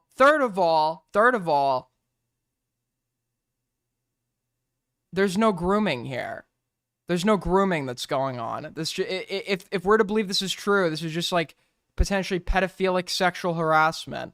Grooming is a tactic used by pedophiles, but not all acts of pedophilia are grooming. But there's nothing here to make a definitive claim. And apparently this guy also, he didn't take down his Insta. What is this?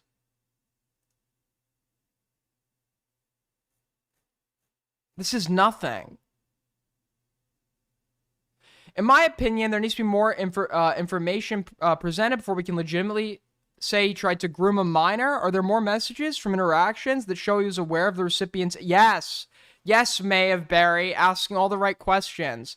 And are more efforts to groom the recipient, or is it just horny posting for the couple messages the screenshot shows? Another question needs to be asked is how old is Brody? If he was aware of the recipient's age, there's a big difference between an 18 and 19-year-old talking to a 16-year-old than, say, a 25-year-old. Just seems like too much context and supplemental information is missing to draw any substantial conclusions.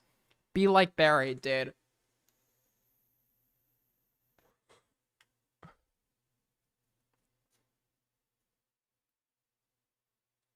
Be like Barry. But this is a nothing allegation. I'm starting from the beginning, so adding that I'm trans and pan, and I love you platonically, no homo. 80, Malcolm says things are gay too. I don't care when you use it either. Much love, much appreciated. Much appreciated. I have no problem with whatever I don't give a fuck what gender, sexuality you are, so long as you don't, so long as you don't take away our slurs We will accept you for whatever gender or sexuality you are.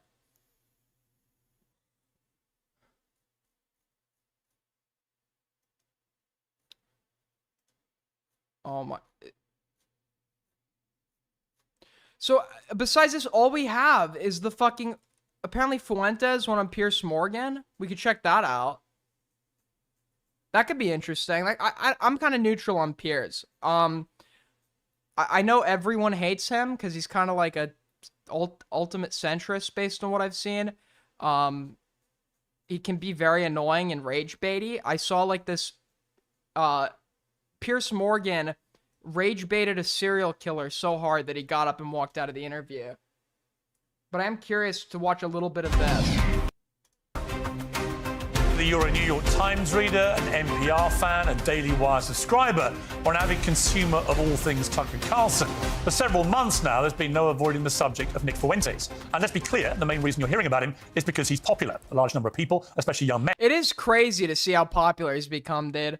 Augie was friends with this guy at one point, and I fucking debated Fuentes on like the Holocaust and German war crimes in a Twitter space and shit, and then we had like a DM exchange. He invited me onto his platform. This guy's like, I don't know what his end goal is besides power. I mean, he's a megalomaniac, but I don't know what his game is. I don't know if if he's going to try to run for office. I don't think he could win right now, but I do think he's like a genuine political threat as Gen Z gets older. Like, this guy's like spreading like, unless I'm being psyoped here, unless I'm fucking being psyoped, it just looks like Fuentes is like, anytime you think he's about to die off, he just like reaches like new surges of popularity.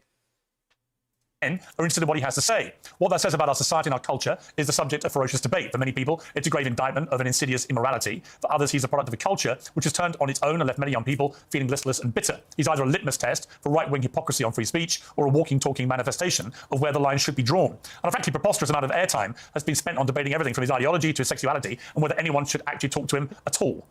We saw the Catboy Cammy stream. A glossary entry on the Streisand effect, I wouldn't put a picture of her next to it. I would put a picture of Nick Fuentes.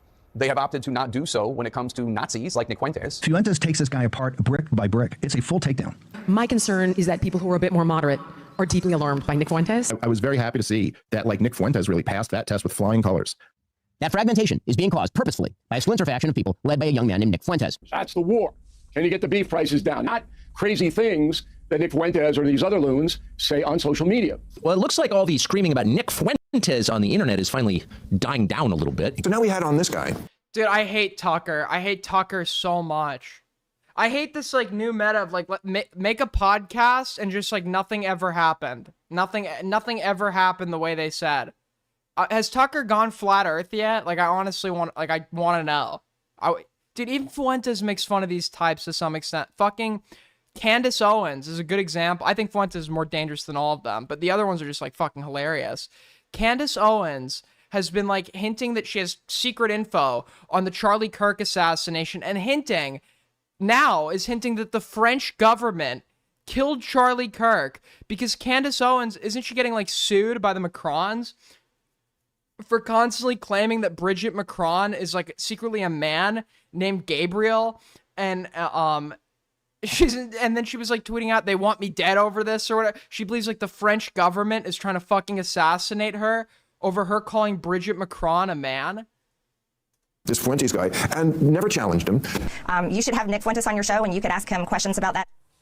The truth is, it doesn't make a lot of sense to spend all this time talking about Nick Fuentes, but not actually to Nick Fuentes. People who say you shouldn't give him a platform overlook the very obvious fact that he already has a platform of his own, which is often bigger than most of the people complaining. You can give him a platform, but it needs to be done by somebody who speaks his language, not like these old, out-of-touch fucking boomers like Piers or like whoever else was interviewing him. They don't understand online culture. They don't understand young men. They don't understand any of it. And the only person on our side that did understand this was like being buddy. Destiny was being like fucking buddy with Fuentes. And when I was in fucking group chats like DGG fans or whatever, people I knew within those group chats are now fucking groypers. Like, I think there's use in like debating Fuentes, but if anything, I think Destiny, like, I mean, Fuentes is obviously human, right? But Destiny, like, kind of like is like, hey, this like guy with some really like horrific shitty beliefs, he's like actually funny and like a personal guy. Like, I felt like a giant promotion almost. Destiny did give like pushbacks on some of his viewpoints, but I feel like the utility that entire exchange served was just like fucking insane. And he uses it to speak. It was like not. It was no. If anything, it just caused harm. Challenge to his many followers. It's on that basis that I've invited him to appear live and uncensored on my platform. And Nick Fuentes joins me now. Nick Fuentes, welcome to Uncensored. Hi, great. Soul Skibbity. Pierce looks like the pigeon lady from Home Alone 2. To be with you. I don't know you. I don't think we've ever met. You can correct me if that's wrong. I know about you. I know that increasingly people are talking about you in a more mainstream environment than you may be used to. So for those who know nothing about Nick Fuentes, I want this to be an opportunity to get to the real person. I don't know who that person is. Someone explained this really well. There are two Nick Fuentes. He knows the game. He knows how to play it. He knows how to make starting to make concessions to optics. And the Fuentes that goes on podcasts is not the same Fuentes that is like actually on stream. There's like, it's two completely different personalities. One is totally mask off. The other is reined in and tries to seem like much more reasonable, like a third way from like the conservative establishment. He's criticizing it from within, appealing to people who already hate the Democrats. But I do want to use this opportunity to get there. I've seen you talk, as we prepared for this, in exchanges with people and on your show, saying you fear it's going to be very hostile, it's going to be an ambush, all those kind of things. I don't intend it to be overtly hostile. I don't intend to ambush you.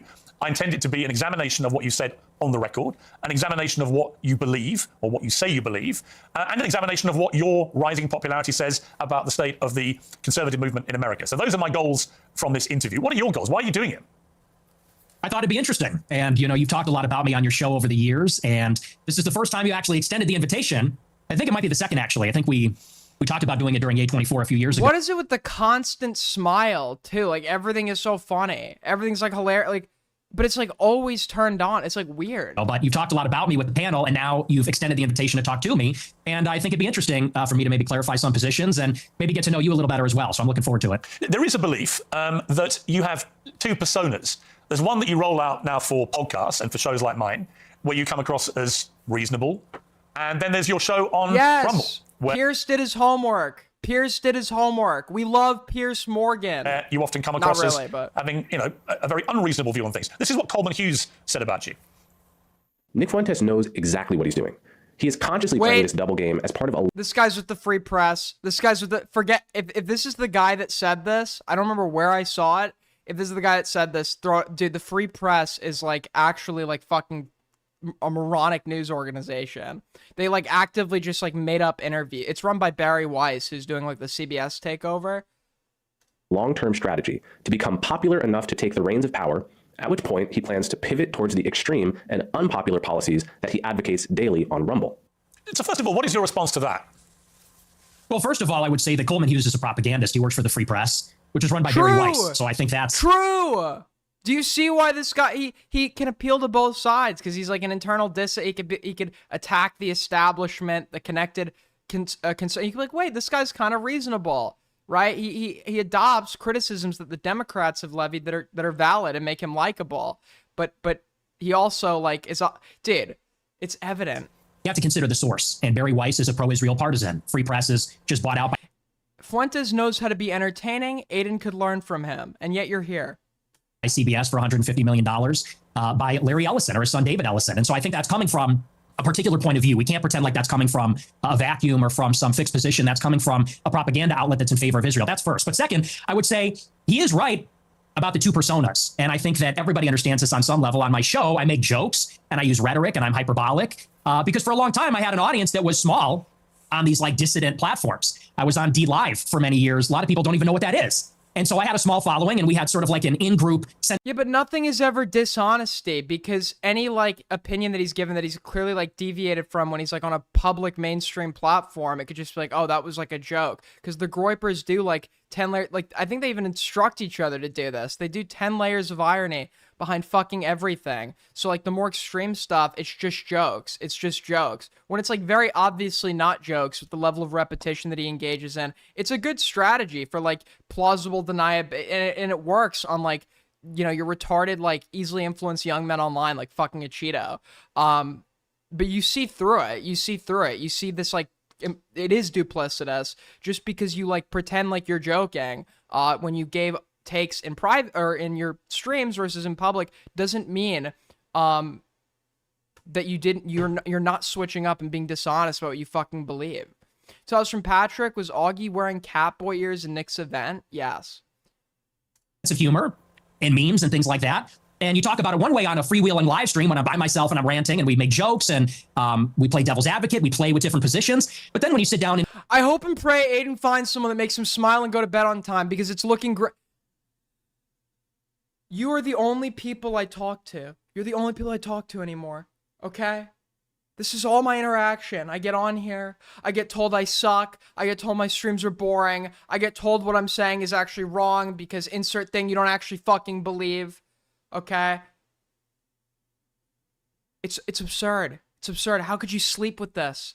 How could you try being me and sleeping, man? An interview like this one and people ask me a good faith question, what do you actually believe? Well, then I clarify and I say, well, here I'm not joking. Here I'm not being hyperbolic. I'm not being rhetorical. I'll tell you precisely what I believe. As far as this idea that I'm going to get power and then turn into Hitler, that just sounds totally insane to me. I'll be honest. It just sounds insane. Do you have aspirations for political power?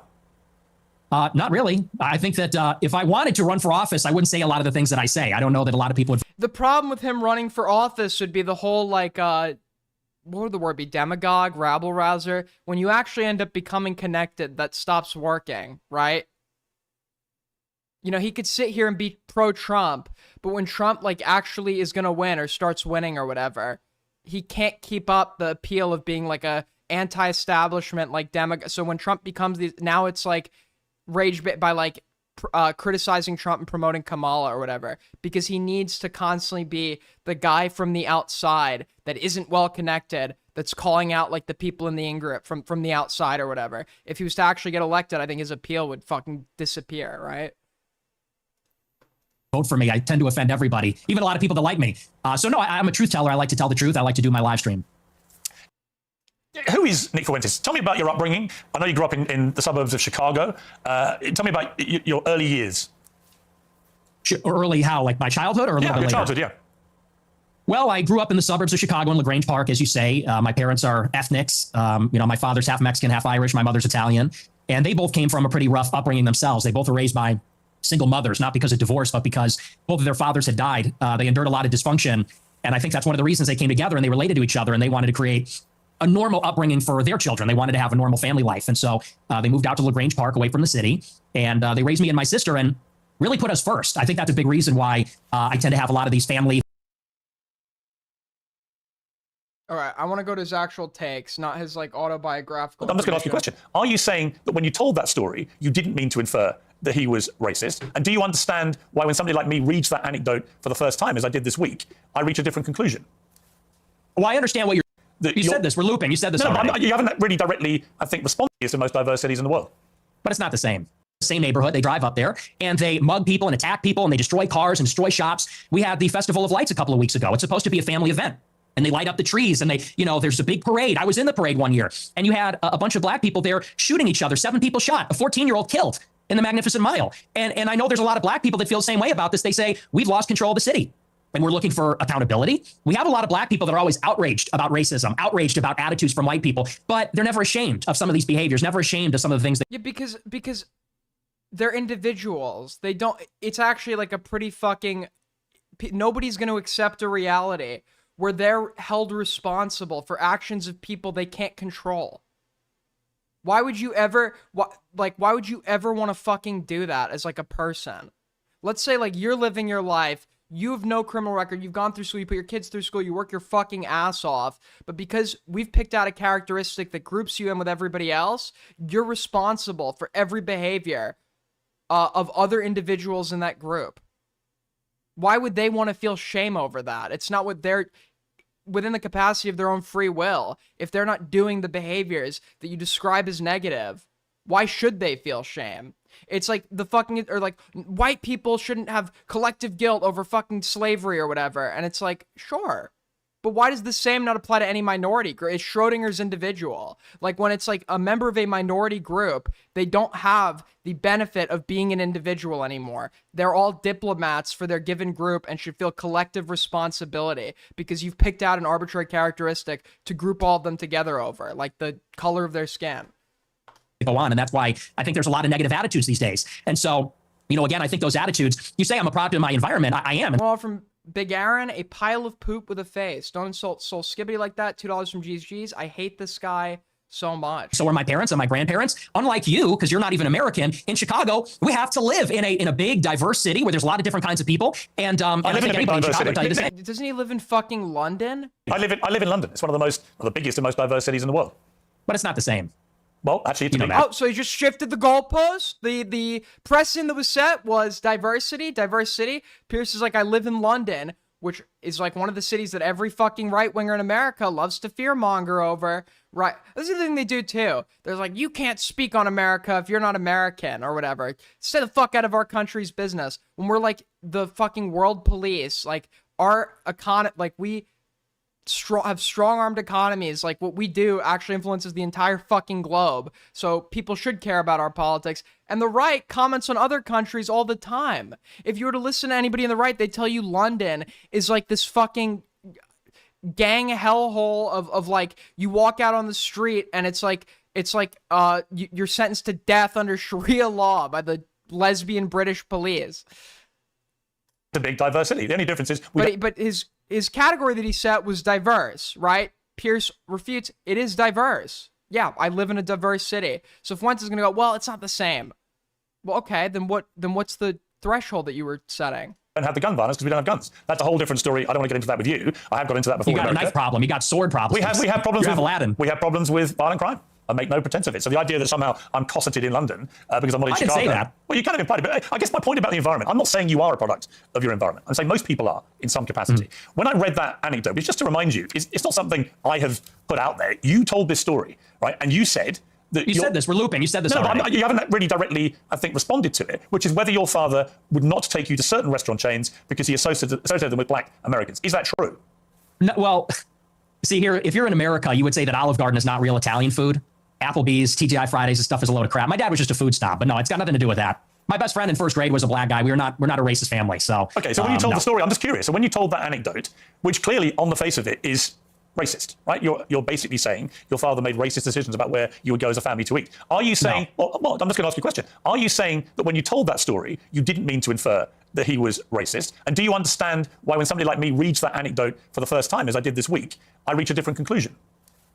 Well, I understand what you're doing, which is a sort of making of a murderer. How did he become racist? Well, his father didn't eat Olive Garden. Oh, he's dodging, dude. He just disputed it. He just fucking disputed it. He's like, that's not what I was saying. So Pierce goes and reasserts, that's obviously the conclusion. If you're saying your dad wouldn't take you to restaurants with black people, the conclusion is your dad would not die. Your dad was avoiding locations because people of another race were in those locations, right? He's a racist. So Pierce is saying, then what, was that not what you were inferring? And he now moves on. He's like, oh, well, and he's now trying to characterize the entire idea of the question instead of responding to it directly. Do not let him get away with this, Pierce. $2 from GG's. My coworker is also Irish, and sorry, I can't fucking read. What you, hold on, fuck. Where's the... My coworker is also Irish and had a dad like Ned. No, that's not real Italian food. Hang on, I'm literally reminding you of something you said on your show, which led me to conclude a certain thing. I'm wrong, tell me. Yeah, it was said in jest as a humorous anecdote, and now you're trying to spin it into a narrative, which is... You just disputed the anecdote. Are you done disputing it? Have you accepted that that's actually what happened now? Parents are racist. He comes from a long line of racists. That was very fucking weaselly. And I think everybody knows, my parents are boomers. And these people come, well, you're a boomer, I guess, too. In a way. Okay, so you've now, so you just lied. He just fucking lied. He said that's not what he was saying. Now that is what he was saying, and he's trying to provide justifications for it. So that was just a fucking lie. He just lied to Piers. Right, you were born in 19, yeah, so you're a boomer also. Or maybe you're a Gen Xer, I suppose it's sort of on the cusp. But it's a humorous anecdote. These are kind of the attitudes of baby boomers in society, but you're trying to spin it into a narrative, which is, you're a product of your environment. Your dad's racist because of this joke. Now you're a racist, and I don't think that's a fair characterization. Okay, people can make their own minds up. They can go back and listen to you say it. Did you debate Fuentes? I have. I have, albeit it wasn't formal. It was in a fucking Twitter space, which if anyone wants to go try to find it, please do. It was the week I think Fuentes was trying to like become friendly with DGG. I can find the date. I can get you the date because it's gonna be the day before he DMs me. I think I still have his whole account added. Fuck, I have to search my phone. But I would debate him again for sure. Just depends on what. He obviously would never debate me because I'm too small compared to where he's at now. But I would have zero issue with doing that.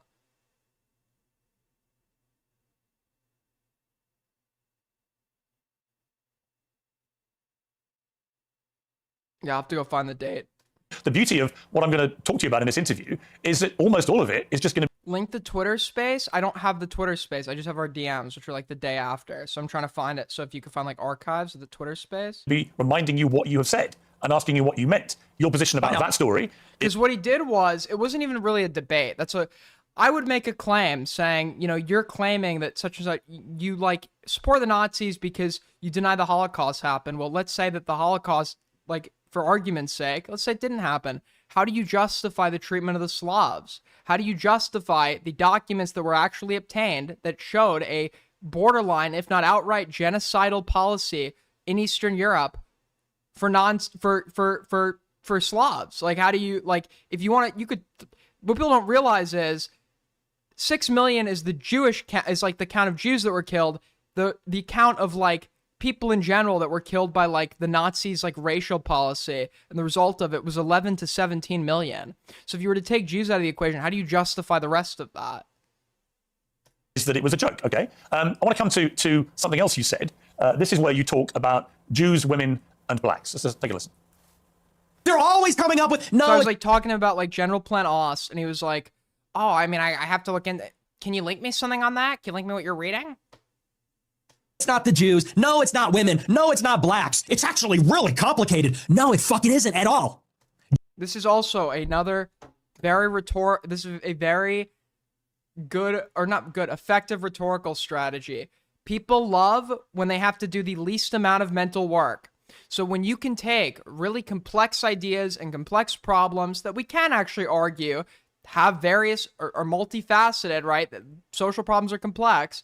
When you can take it and provide these like very simple explanations, people who just don't want to do a lot of thinking are naturally inclined to go there. This is what Trump does. Trump takes all the biggest, like, most nuanced issues in our country, the economy, crime, foreign relations, etc., and just like it puts it all on migrants and foreigners and foreign countries, right? He just like takes these complex problems, simplifies it for you, and makes himself look like he knows what's going on and he is the solution. So people who don't want to do the critical thinking turn to him because the world is big and complicated and scary. Jews are running society. Women need to shut the fuck up. Blacks need to be imprisoned for the most part. And we would live in paradise. It's that simple. Okay. Would you like to clarify what you meant there? That's all true. That's 100% true. Everything I said in that clip is true. Including that blacks need to be imprisoned for the most part? Yeah. Yes. But all of them? No, for the most part. What does the most part mean? What percentage of American blacks would you like to see in prison? Whatever the percentages of the murderers. I think it's 1 in 20 black men will commit a murder in their lifetime. So maybe let's say that, 5%. Oh, so you're talking about black people who murder. So why not just say put murderers in prison? I don't understand that. She does the same shit. He's just being so fucking dishonest here. If that were true, you would just say put murderers in prison. But that's like a fucking, that's like Lois saying 9/11 is bad. So you just like need to add this like based qualifier to it with that when you're actually pushed on, it's this super like fucking simple, non-controversial take. Other people. Yeah. Oh, absolutely. Yeah. Are there people that think this interview makes them look good? You just said blacks need to be imprisoned for the most part. You didn't clarify that you were talking about black murderers. Right. No, you're right. And then he does the grin, so it's like, oh, is he being ironic? Is he not? He could just like deny any bad take or any contradiction or any, because it was ironic. That's a good addition to that. That's a great point. You think it's funny or? Yeah, I do. I think it's hilarious. I think it's totally true. He knows this is going to be like clipped and like be seen as base by like his community. Black American would find it funny. You think that blacks should be imprisoned for the most part? Blacks are. Why does everybody who debates types like Nick Fuentes do appeals to like empathy? That's not gonna work. Do you think black people would find this fun? Do you think he gives a fuck this far in? Do you think he cares? Do you think he honestly gives a shit? My biggest fans. I get high fives all the time. They say, Nick Fuentes, I love your show. What you could call him out on here, is his dishonesty. That's obviously not what he was saying. He obviously wasn't just talking about the murderers, because he adds the specific qualifier of black, doesn't specify murderer, and if he really had the take that just the ones that commit murder should go, he could literally just say, murderers should go to jail, and it wouldn't be nearly as misleading, right? But he wouldn't say it because it's too simple, non-controversial, and that wasn't what he was intending to say. Agree with me, and you want to know why? Here's the difference. Black people are the most victimized by other black people. You think black people want to live in the hood, in the ghetto, and get shot all the time? That's what happens in the south side of Chicago. You should come here. I'll take you there. We could go to Garfield Park. I went to Chicago University for a year, actually, several years ago. Yeah, that's a bubble. That's a bubble. You think you're in Chicago and Hyde Park? You don't know Chicago. Go a little bit west. See what it's like over there. And I'll tell you, black people agree with me because they're tired of it too. And maybe not most of them, but a lot of them agree with what I say about that because they know how it is. That's why the first thing they do when they make a little bit of money is they go and he just has Tenryo. He has this like token black guy that he just like brings everywhere. leave to another neighborhood. Okay, so what was let's remind me again, the percentage of black men who commit murder in America. What was the percentage you gave me? It's 1 in 20. 1 in 20. It's 1 in 100. No, it's 1 in 20. No. Less than 1 in 100 black US men commit murder. That's the most up-to-date crime statistics in America. That's not true. I've seen other statistics. They say 1 in 20 will eventually commit a murder. What statistics say one? Well, I don't even know why I didn't quite. That's an insane number. That's not true.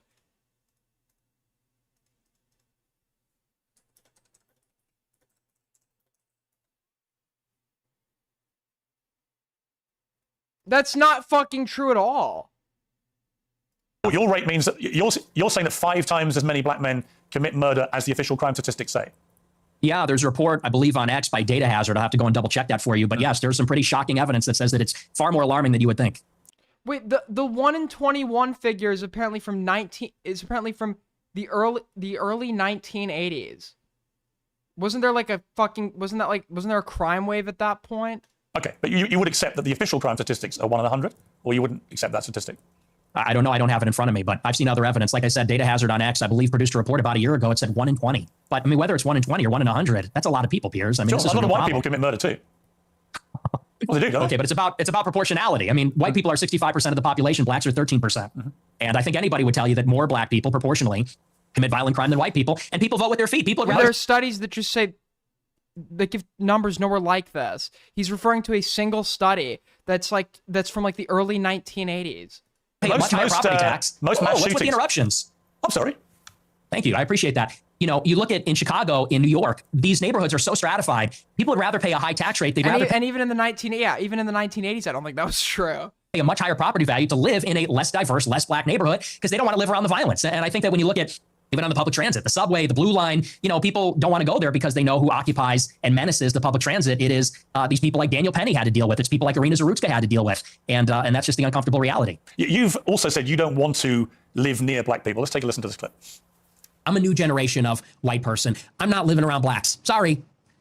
You know, I want white kids, and I don't want my white kids bringing home black people to marry. It's racial for me. And call me racist. Oh, very Christian of you. I don't give a fuck. I mean, it couldn't be clearer, really, unless you want to say that's another of your jokes. But you're basically saying, yeah, I'm a racist, aren't you? Yeah, I'm fine with that. You're fine with saying you're a racist? Totally. I think everybody's racist. I think everybody, if we're being honest, is racist. I think everybody, the only people that aren't racist or pretend not to be are white people to their detriment. Everybody else is racist. But earlier in the interview, you really got aggrieved at the idea that your father was a racist. His source is like wanted to make emphatic. Yeah, because my father's looking at like fucking Twitter rage bait, X rage bait all day. Because my father doesn't share my same views on like some like signal boosted like fucking post of some like random like black person talking about like reparations. That's his like that's his metric for all black people. So he's the exception to everyone's a racist. Well, everybody's a little bit racist. You're right. So maybe everybody. The difference is you're attacking my father. You know, he can get fired from his job. I'm not attacking your father. You are. No, I'm not. I don't know your father. And to be clear, I have no knowledge about him at all. And also, he's playing victim now. He's the one that provided the personal anecdotes about how fucking racist his father is on his streams. That's his fault.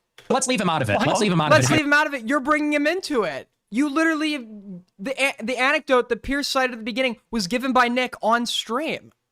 No, this is performative outrage. It's complete like pussy shit don't bring my father into this. Meanwhile, he just cited an anecdote where Nick was the one that invoked his father, and then he tried to fucking be a weasel about it, and he's like, oh, well, that's not what I was saying. And then at some point, I guess, accepted that's what he was saying, because he tried to defend it. He tried to defend it as if Pierce's assertion were true. Hang on, Nick. You put that story into the public domain on your show. I'm simply reminding you of what you told everybody, millions of people, about your father. If you now want to retract it, fine. If you want to say it was a joke, which is what your position was earlier, fine. But I'm allowed to put to you things you've said publicly. That's not unfair. That's not me targeting your father. You put that story about him out You know there. what you're doing. You know what you're doing. I'm asking you about a pretty shocking anecdote, which to me looked like you were saying your father I love the like the zesty pose he's doing. make decisions about where you as a family would eat based on skin color of people who worked at these places. If you say, or use them, if you say that is not what you meant, that's fine. You can respond any way you like. But the idea I can't ask you about it without you saying I'm attacking your father is ridiculous. Well, you are, and you know what you're doing. And there's a political culture in America where if you have the wrong views, you get fired from your job. And my father has a job, and if you go... Then why would you invoke that anecdote on stream, you fucking moron? You can't do that where you bring up some story about how your dad's a fucking racist, acknowledge that can get him fired for his job, and then play victim when somebody brings up the story that you decided to publicly tell. That's your fault. Go on here and say, you charge him with racism or something. You can't bring up my dad that I brought up. I'm put in a position where I don't look like I'm sticking to my guns. If I don't say my father's a racist, you're putting him in jeopardy, and he's not here to defend himself or explain his views. Pierce is literally only addressing your father in the context of your public assertions about him. And it's very... Thank you for the 2, Soul Skibbity. Goal 80 poo. Thank you, Soul. That means a lot, man. Low, and I think you know exactly what you're doing, and people can see what you're doing. I'll defend my views, and I think that, so let's leave him out of it. Let's just not talk about my father, because my father isn't here. I'm here. Okay, well, then do you accept you shouldn't talk? Okay, listen, that's fine. But then do you accept you shouldn't talk about your father on your show? Yes, it's your fault. If you take issue with this, it's completely your fucking fault. Oh my, how do people not see like what a fucking bitch this guy is? You shouldn't tell. Absolutely not. Absolutely not. So not. it's fine for you to put a story out there, which would he's weaseling his way out of. He's like, it's not. He literally lied at one point. Just fucking lied. Most people who listened to that story or watched it at the time on your show conclude that he was racist.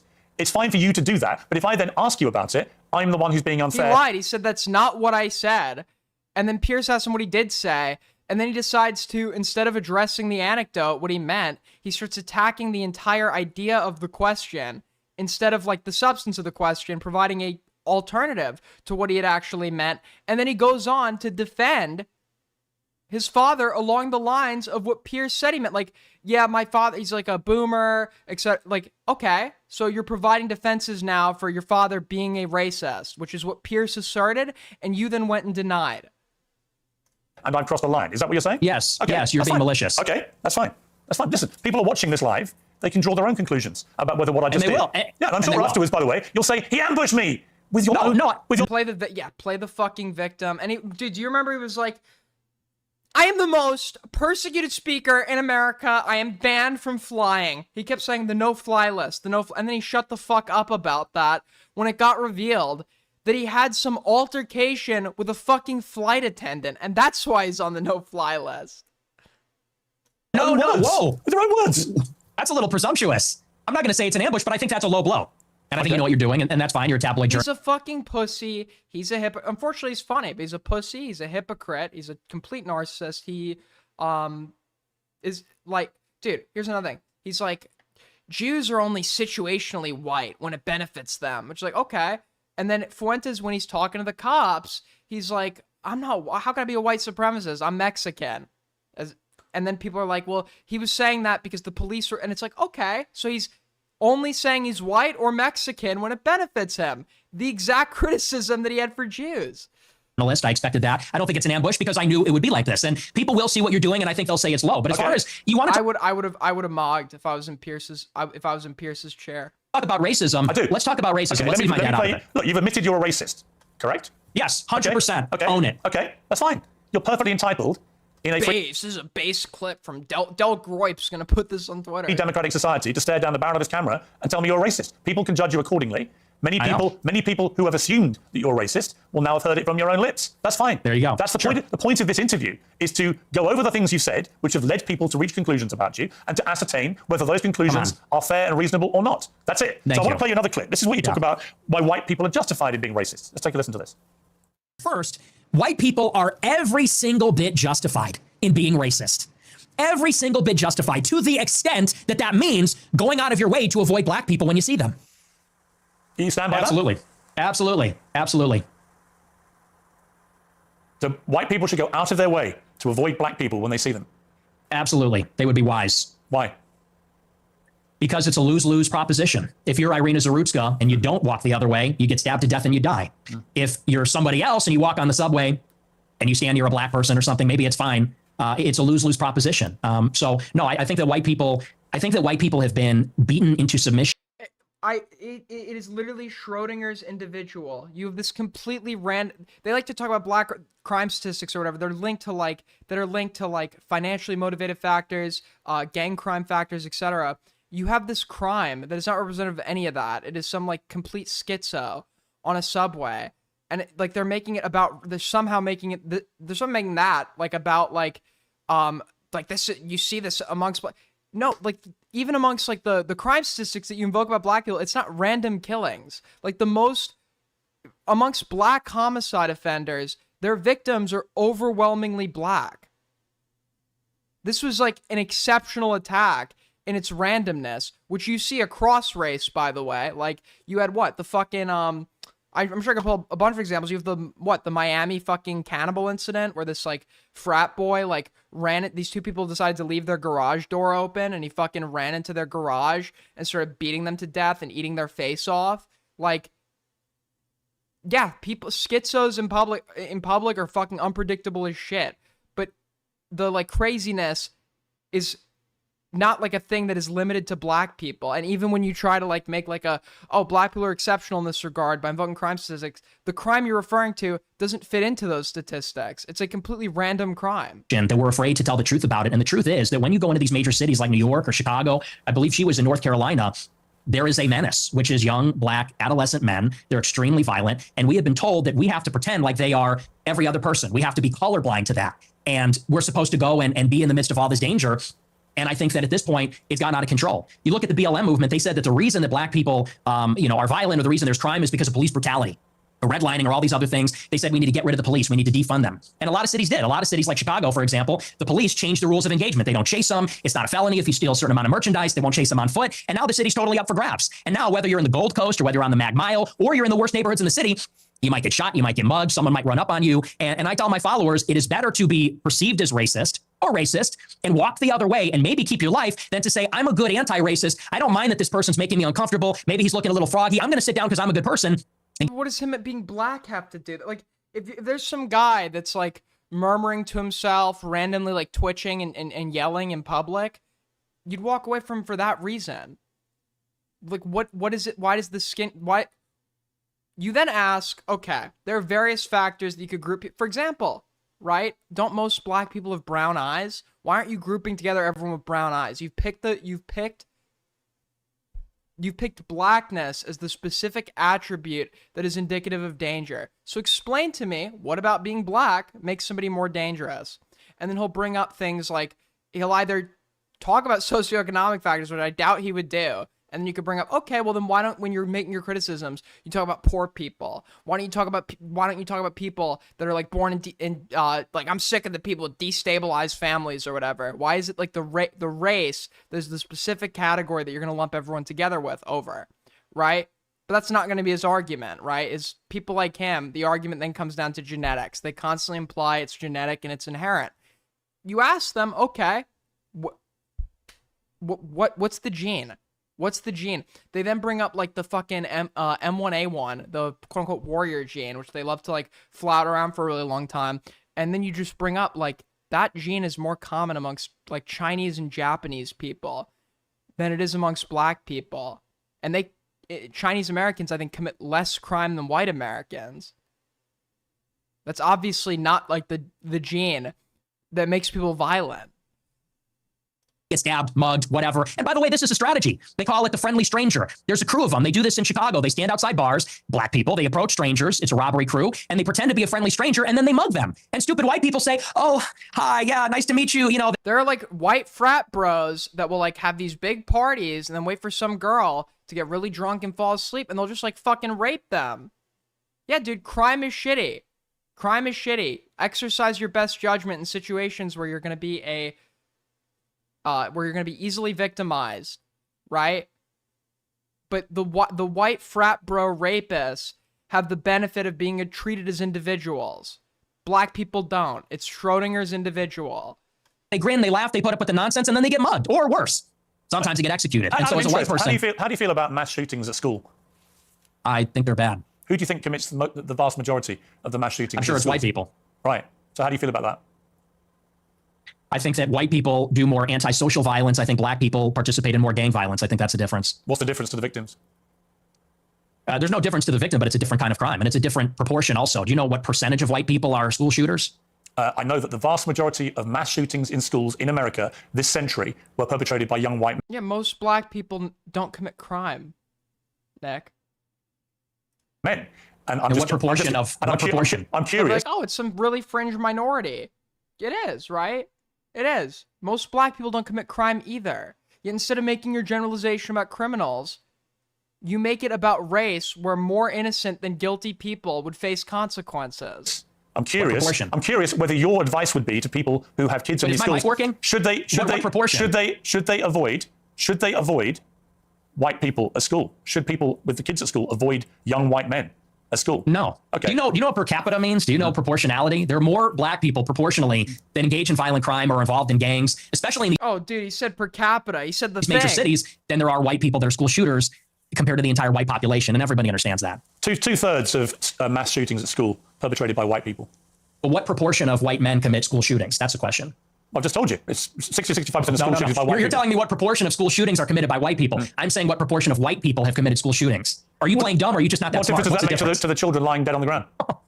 See, now you want to jump on the victims. The difference is you're asking, would you fear white people or black people? And that's the difference. Of this is raising the consciousness. When you say you have this opposition to world Jewry, I mean, it's one thing to criticize, for example, the Israeli government over what's been doing in Gaza. I've done that myself. When you talk about world Jewry, I presume you're talking about the 15 million Jews in the world, and you are opposed to them. How does that square with your position that you don't hate any Jews? Well, do you take issue with my use of the term world Jewry? Well, what do you mean by that? Would you take issue with it? Do you have a problem with that? Clarify what you mean by it. Well, it's funny you bring that up.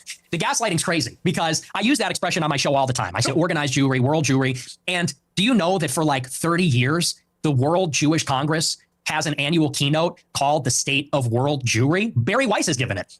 You can look it up. It's on YouTube. She gives the State of World Jewry address. What do you mean by it?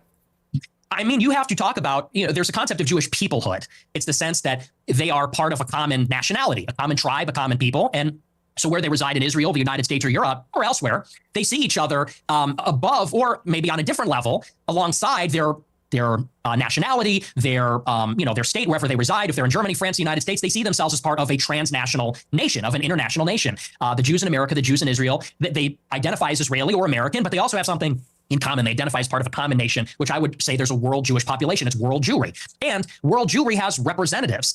There is such a thing as the World Jewish Congress, where they actually elect, it's democratic, all the local Jewish organizations elect representatives to represent. I guess, okay, so what he's talking about, once again, there's a more accurate descriptor, which would be Zionist. Like, what he's describing is real. But these politicized organizations and this notion of like the collective nation that needs to support this nation state across the seas was reinforced by the Zionists winning the debate against the assimilationists. For a while, the prominent view in Europe was literally that you had what was called, I think it was called the Halaxa or something. It was the Jewish Enlightenment, where Jews believed that they should start trying to adopt and fit in to the groups around them. And then you had what in Germany? Germany was like the most assimilated at one point. Like, I'm pretty sure there was a point where most like Jews in Germany, most ethnic Jews, had converted to Christians, which, as a Christian, Nick should love or whatever. Most Jews had converted to Christianity and were marrying non-Jewish spouses, etc., because they saw themselves as a part of the German people and wanted to marry German people. And then you have the fucking Holocaust and shit, which creates like a surge in fear, this constant need for us versus them. The assimilationists obviously lose the fucking argument because they're all killed, and then Zionism dominates Jewish discourse, and he's right that now it does kind of operate as like a global political entity. But Was there a cut? I don't know if there was a cut. Proportionally the Jewish population in their area at the World Jewish Congress. And it's sort of like Davos. It's like the World Economic Forum, but it's exclusively for members of the Jewish nation that exists across the world. And so that's a real thing. And I didn't make that up, and that didn't come from 4chan. It's like I said in that clip. Yes, and these like organizations describing themselves as Jews, representatives of Jewry, etc., they just promote anti-Semitism abroad, which is in their best interest, right? Because they want as many Jews as possible to make Aliyah and move to Israel. That's in their interest, and they want the Zionist nation state to be inseparable from somebody being Jewish, which fuels people like Fuentes. Fuentes, some of his descriptive claims are just like correct, but he and honestly, it is the fault of like some of these Zionist organizations for claiming to act as representatives for like the Jewish people and invoking fear that creates this like, yeah, tribalness and shit. Do you think I'm racist? Yes. All right, does this get any better? This week, this is you at the January the 6th riots. Let's take a look. It appears we are taking the Capitol.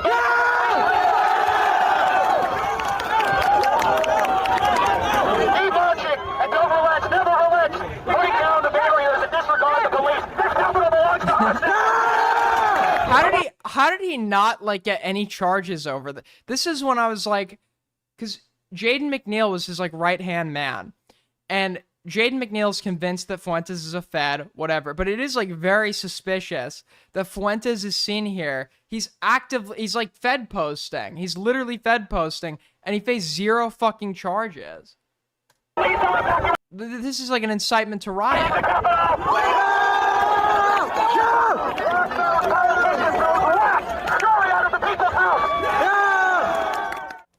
So you're heard there shouting down your loud hailer, break down the barriers and disregard the police. The capital belongs to us now. What did you mean by that? I think it's pretty self-explanatory. The capital belongs to the people.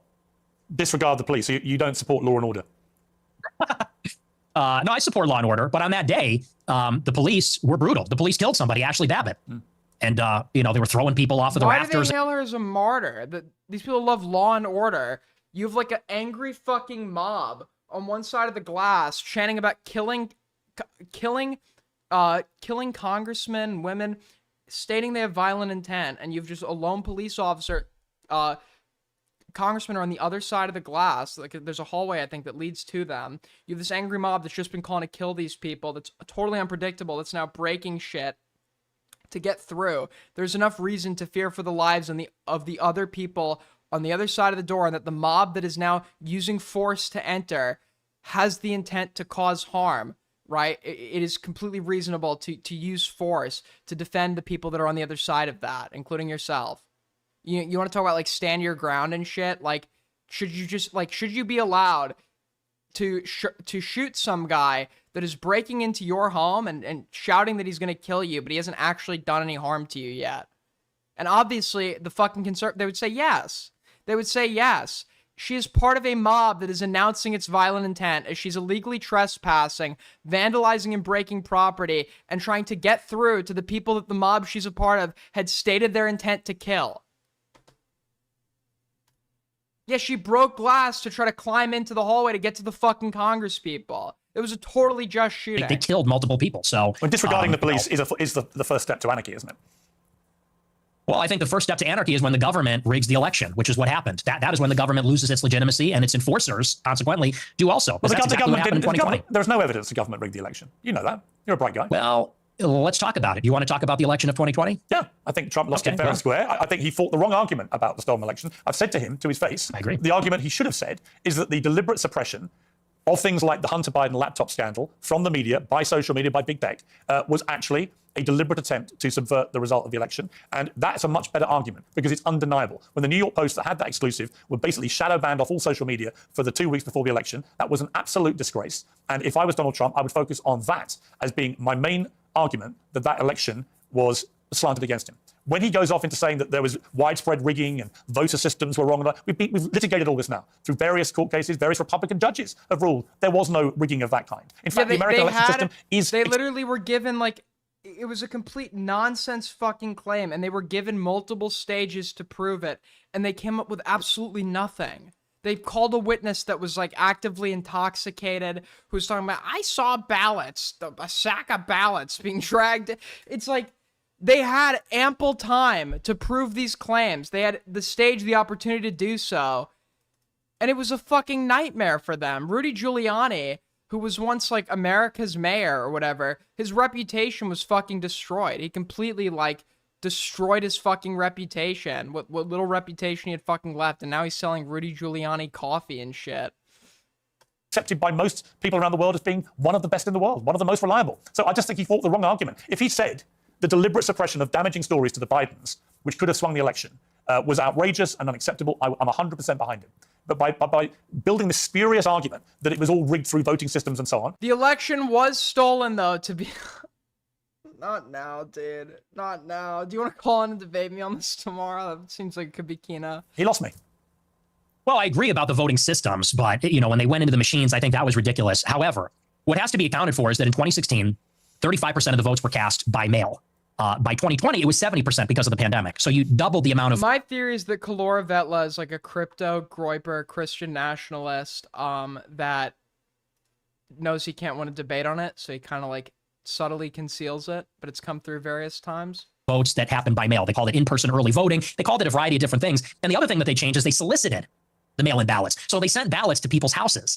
And once you do that, I mean, you have absentee balloting normally, but it's a process. You got to give your social security number, your ID. They send it to you. There's regulations in place. This is an election where they double the amount of mail-in votes, and they sent ballots to people's houses. And when you do that, you break the chain of custody. So they send the ballot out, and then they tell people return it at a 24-hour ballot drop site that's unsupervised. There's thousands of them, and they're going to hope that all the ballots that find their way into these drop boxes were filled out by the person that the ballot was intended for. And I know that didn't happen. I'll tell you why. My uncle has been dead for 26 years. He got a ballot in 2020. It was mailed to my parents' house. And you know that was happening in nursing homes. You know that was happening in apartment buildings. But you also know that every... But such a wide amount of people would have to capitalize on that. Let's say, like, ballots are getting mailed to some dead relatives, which was happening, right?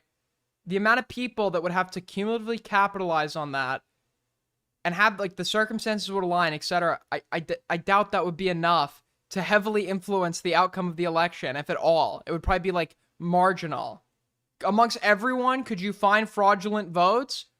Sure. Could you find a significant amount of fraudulent votes, meaning did these play a reasonable part in influencing the outcome of the election, or was this election exceptional in that regard? No. Independent body that has looked at this has concluded there was no widespread rigging, that it was a free and fair election, and Trump lost. And the bottom line is he should stop going on about it anyway, because he won back the White House in 2024. By your and he was claiming it was stolen before he even fucking won. Dude, what would have been like the ultimate Giga Chad move was for like the votes to be recertified, because Trump serious claims have been levied by the Republican candidate and members of the Democrat Party, and we've decided we decided that, like, I don't know who we is. I'm gonna become dictator. We've decided to do a bipartisan recount of all the votes. As you have been so keen to tell me, move on, right? No one wants to look back too far. That's a separate argument. I mean, you can say that he should stop talking about it, but whether it was rigged or not is actually relevant to what happened on January 6th. Because what happened on J6 is people were outraged about it. People were furious that, by the way, there's never been an independent ballot audit in all the states where there was alleged to be rigging. That has not happened. And certainly it did not happen up until January 6th. And people said, this is ridiculous. They're stealing it. You know, no, people, honestly, if either you or Donald Trump or anybody else wants to show me, I said this to him when I interviewed him last, you know, if you show me the actual hardcore, incontrovertible evidence, then great. I've never seen it. Joe Rogan asked him. He didn't produce it with Joe Rogan. It's just never been produced. But look, I don't want to label the point on that. So I suppose the more interesting question now, as your influence rises in the conservative movement in America, and there's a lot of splits going on amongst MAGA over a number of issues, and about you, and you know this, is your split with Trump irrevocable? Do you feel now, as we head towards the year of the midterms, that it's time to now look to who his successor will be, and who do you think that person should be? Well, it's not irrevocable, but I am very pessimistic about this administration.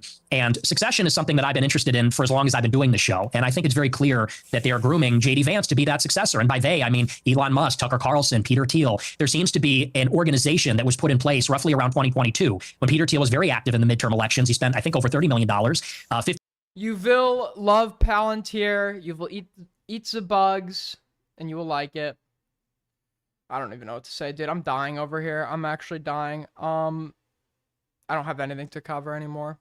and I'm fucking tired of shit. But yeah, I mean, based on the part I did watch of this, Fuentes seems to be a total fucking weasel.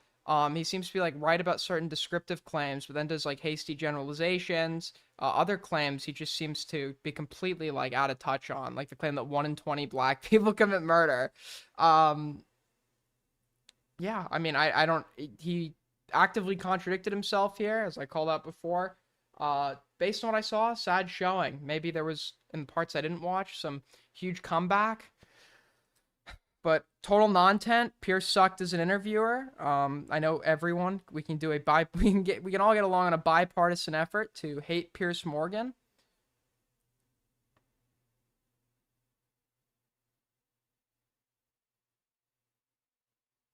El Segi, this is all. I don't have anything that's linked. I'm sorry. Like, the segments are only as good as you make them. What is this?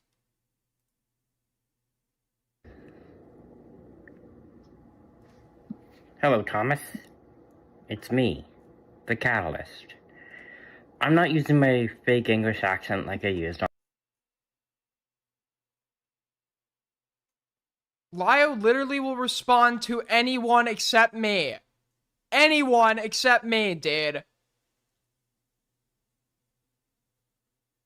What is going on, bro? What the fuck is... Thomas, just pick up the phone, man. I'm calling. Just pick up.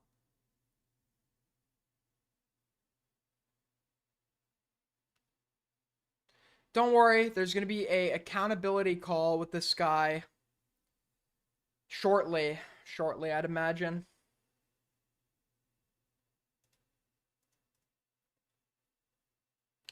Yeah, I mean, apparently there's droves of Lio tent people are sitting on, but they just want me to find it, so instead of DMing it to me. So I guess I'll have to look into that. Fuck.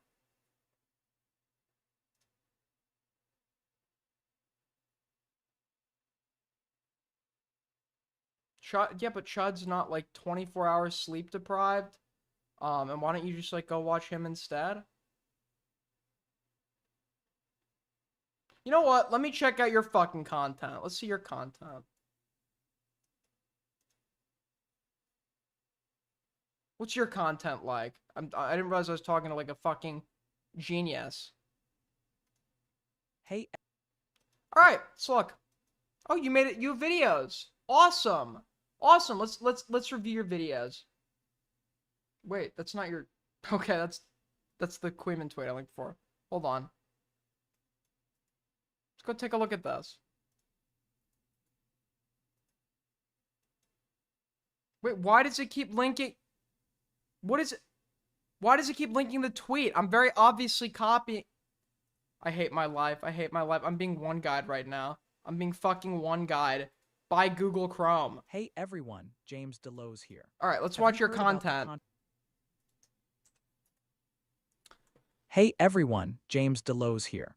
Have you heard about the controversies surrounding Alana Pierce? Today, we're diving deep into her troubled reputation within the gaming community. We'll explore her claims regarding God of War Ragnarok. So, right off the bat, I know you have a completely fucking dysgenic voice because you need to use AI. Probably sound like a little bitch. Theft scandal and the Black Myth Wukong fiasco.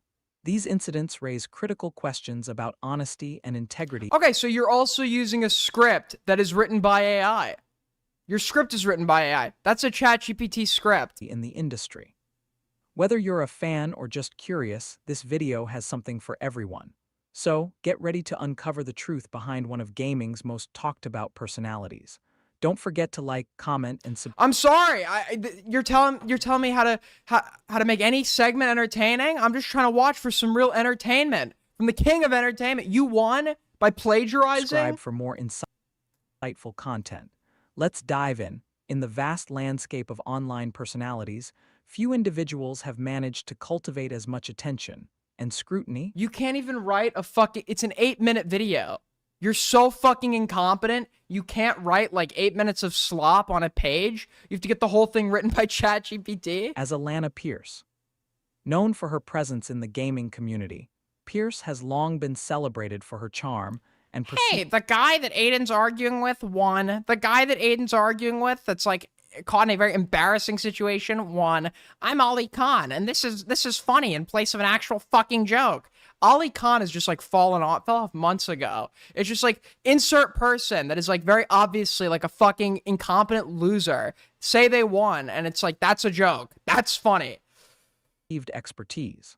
However, beneath this carefully crafted image lies a troubling pattern of dishonesty that raises significant questions about integrity within the industry. You already said that. This essay delves into the controversies surrounding Alana Pierce, examining specific instances where her actions have called into question her credibility and the broader implications for trust in the gaming world. The cultivation of a public image, Alana Pierce's rise to prominence, can be traced back to her ability. So it's an 8-minute video. We're a minute in. You haven't even fucking started yet. Your script was literally written by AI, and you still managed to fuck it up.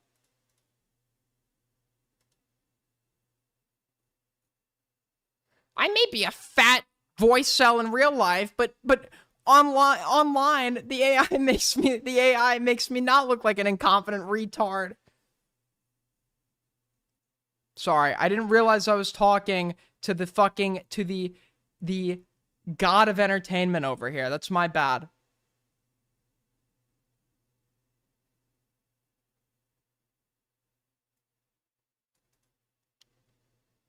Actually useless.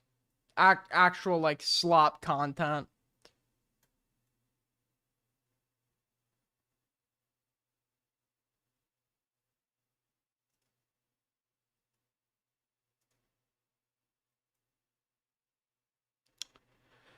You are so mean. Somebody just sits in here. They push, they push, they push. And I respond, and I'm the bad guy. I'm the bad guy. I'm the bad guy because I simply gave them counter criticism. It's constructive criticism. Please take it. Please don't cry about it. Your content is garbage, and I'm offended by that.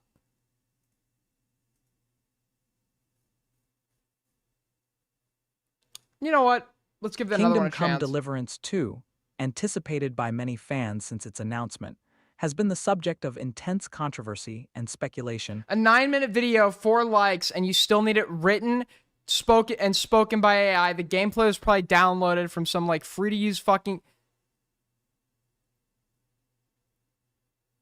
And dude, AI wrote your script, and the whole comment section disagrees with you still.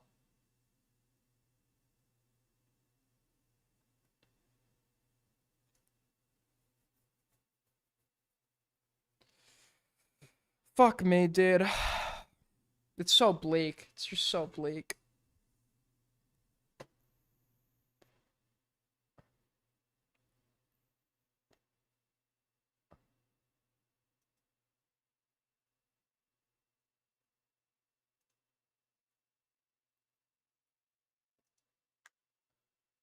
No bodies.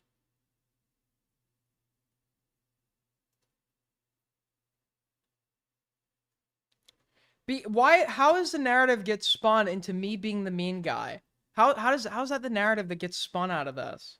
Okay, I'm very nice to people. I'm very nice. But then someone keeps prodding and prodding and prodding. I just respond. I just respond with their own criticism against them, brought to their own channel. And I'm the bad guy. I'm the mean one.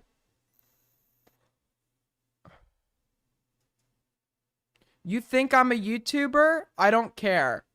I'm sorry. I'm sorry. If I couldn't already infer that you're a fucking idiot from needing AI to write an 8-minute video, which is just fucking pathetic, and then you're so lazy and so useless, you couldn't even do revisions to at least make it not seem like AI, and you also couldn't use your voice, because we know that your voice probably sounds like fucking hilarious, okay? In addition to all of that, I have your YouTube channel pulled up, I have your uploads pulled up, and you're like, you think I'm a YouTuber? What is a YouTuber to you? What is a YouTuber? You're going to say, oh, someone, is it like someone who got success doing this? Because that just seems like post hoc cope because your channel was a fucking failure. Do you have any accomplishment you're proud of in your life? Like anything? Is there anything you do right?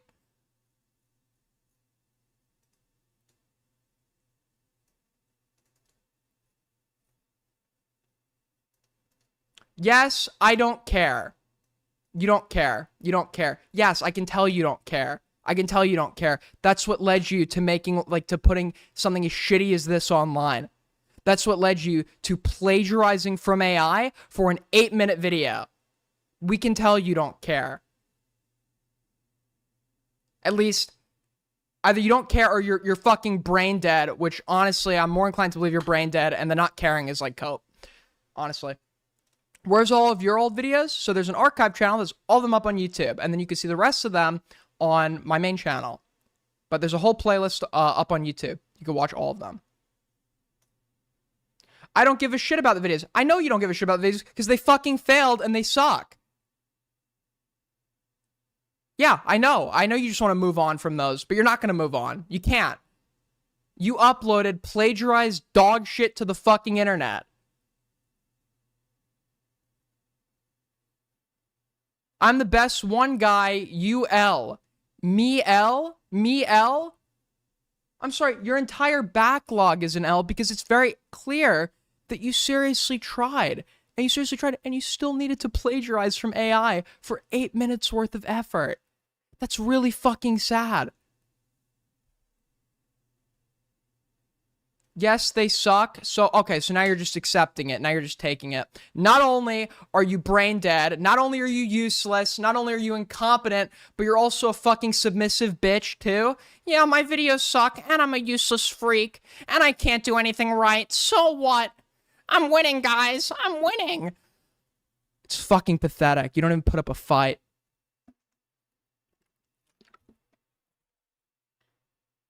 You're too sad to even fucking...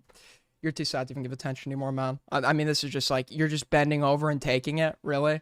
It's not even fun when it's not even fun when they don't struggle. Alright. Anyways.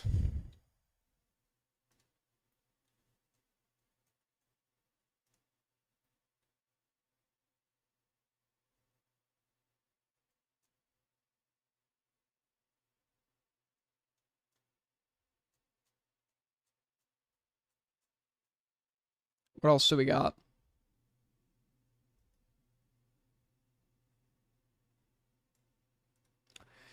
In their latest cope, spicy chatters are now trying to claim Nick's reactions are about as transformative as the average Denim's reaction stream. Lamafau. I highly doubt that this was funny enough to laugh your ass off over. I think that's a bit of a overreaction. Shadow Army 229.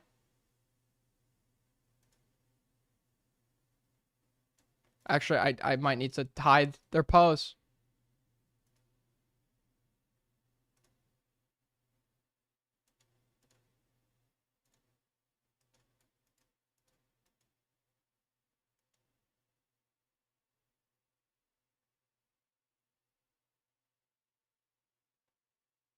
Alright, there's nothing there. Never mind.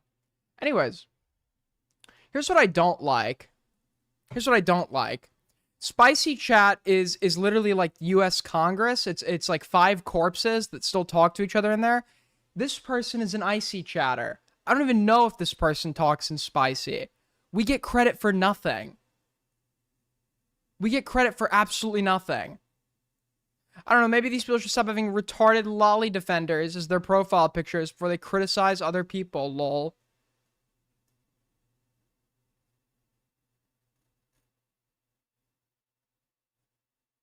Okay, this guy won. This guy won.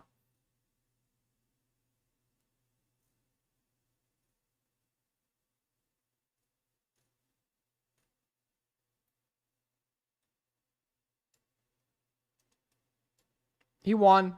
Kuihman never talks. That's very true. That's true.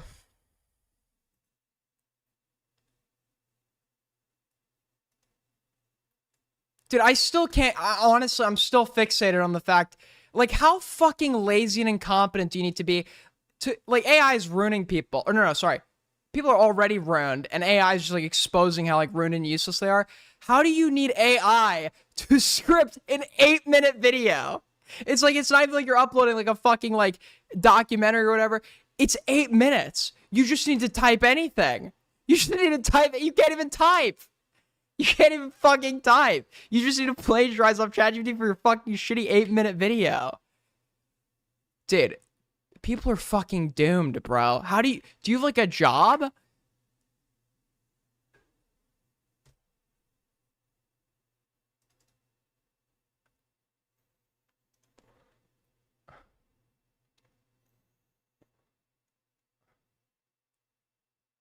You're still, no, I'm just like in disbelief. I'm really in disbelief. It's like viewing an animal in the wild. It's like, how do you like function in life if you can't write 8 minutes worth of script?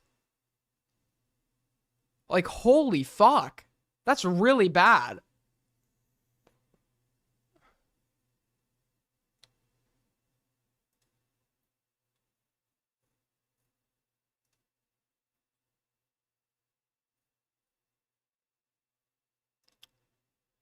All right. Spicy chat was a mistake. Well, that's our guy. He's not even a spicy chatter.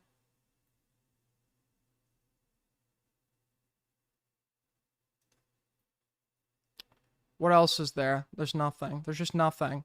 Nothing ever happens. Nothing's going on. It's just boring. It's just slop. It's just Ali Khan with the same joke for the 500th fucking time. Nothing is happening. How do people live, man? How do people live? The world's a mess. The world's a mess.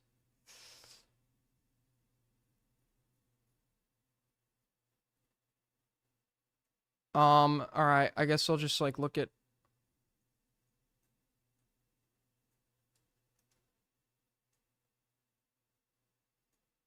It's just nothing, man. There's nothing happening.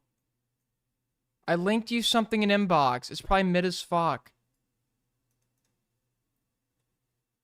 What'd you link me? Where'd you link?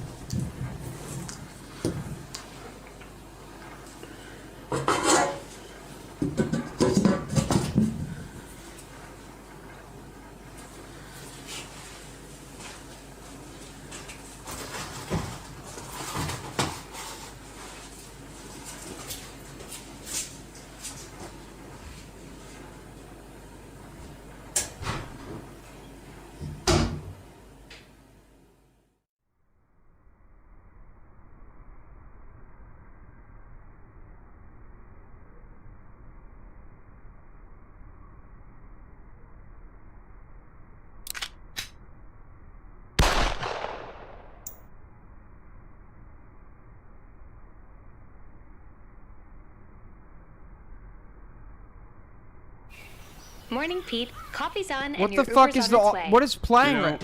I've been thinking. Where's this audio maybe I playing? should just go by Peter now? You missed. I did not miss it. I saw it. $2 from GG's. Aiden, I hope you're okay, man. Check inbox. I feel better now. Where is their desktop audio playing from? I can't hear it.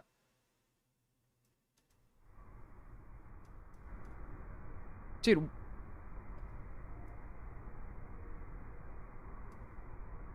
Where's the desktop audio playing from? Hello? It just shows there's something playing in the background and I just can't hear it. I don't know what the fuck it is. Can you? Is my shit like spazzing out?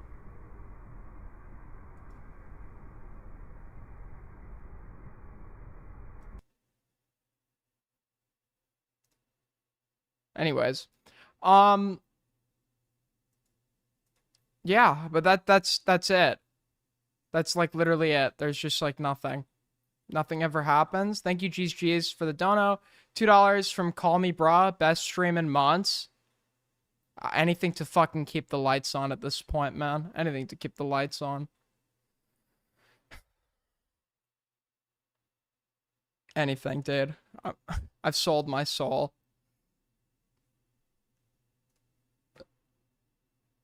Okay, well, anything to keep the fridge running, man.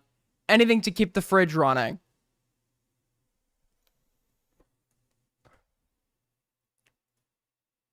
Check inbox. What's an inbox? $5 from Chris. This might be the worst stream. I'm sorry for you having to degrade yourself. That's what I do every fucking day. So I do every day. What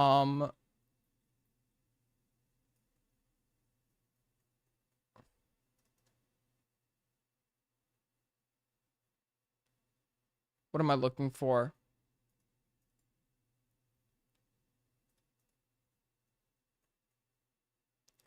Why am I, okay. All right. Well, would you guys, let's be honest. Would you rather watch this or Dickers cover his new conversation where a friend leaks info that Avalon lied in Call 2 about IA's comment to Parlo in relation to the earlier conversation that IA had with Avalon himself?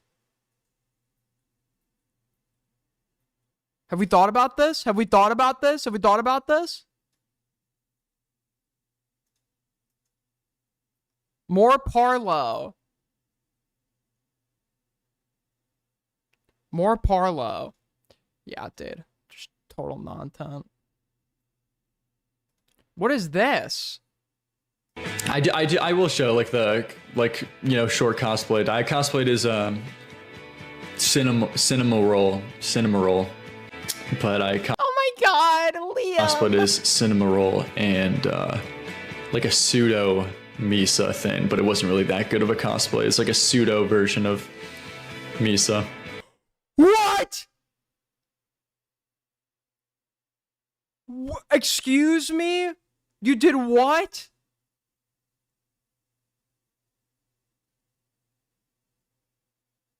Okay, it might be over. It might be over. It just might be over. Liam Mikuven? Yeah, I definitely do want to do a Miku cosplay. He wants to cosplay as a 16-year-old girl. But maybe a gender bent version or in between. I'm not sure yet. I also want to cosplay as like the Vocaloid Rin and Lens too. Their outfits are so cool. And how old are these two? I totally want to do that. It.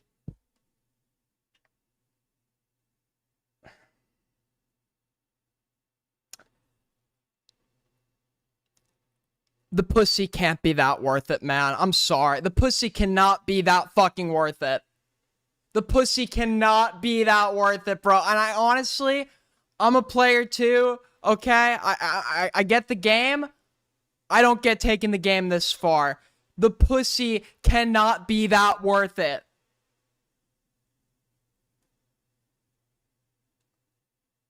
I don't care if, first of all, she's like 4 feet, probably built like a fucking kid. I don't care if she looks like the baddest bitch in fucking Brazil under that shirt. Okay? I don't care. I don't care. It cannot be that worth it.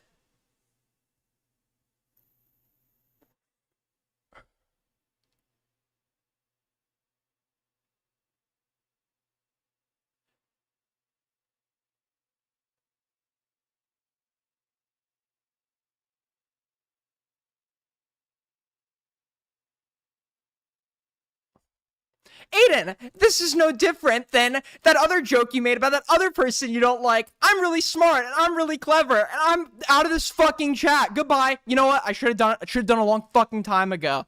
Okay, some of you contribute nothing. You contribute nothing, and you're gonna DM me to be unbanned. You know what I'm gonna do? You know what I'm gonna do? I'm gonna chuckle. I'm gonna laugh. Okay, I'm gonna laugh. Goodbye. Goodbye. Goodbye. You're out.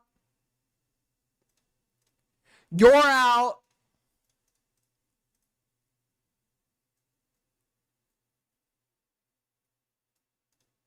Thank you. Thank you. Thank you for your attention to this matter. I expect nothing but compliance going forward. Yeah, I mean, this is just like, look, what can I say? I mean, like, it's one thing, if he's trans, I mean, power to, but I honestly, legit think this is just like, it's like trans baiting or whatever to appease, like, the audience or the person, like, I mean, if Loam is actually trans or non-binary or gender fluid, let 1,000 blossoms bloom, okay? But it's just, like, I actually do think this component of it is the performative component of it. And I don't know if the performative component is for his chat or if it's for Kai. Thank you for the $1, Big Aaron.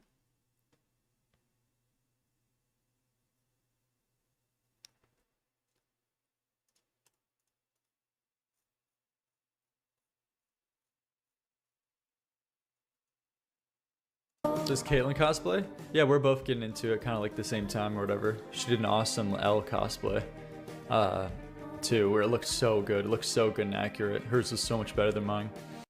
She's like 4 feet tall, by the way. Like, she's like literally 4 feet tall.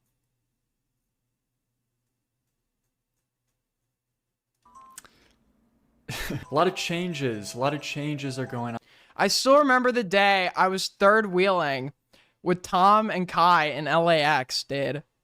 Those were the days, man. Those were the days. Everything was so much more simple back then. They'd given me a free neck pillow that they weren't taking with them. God.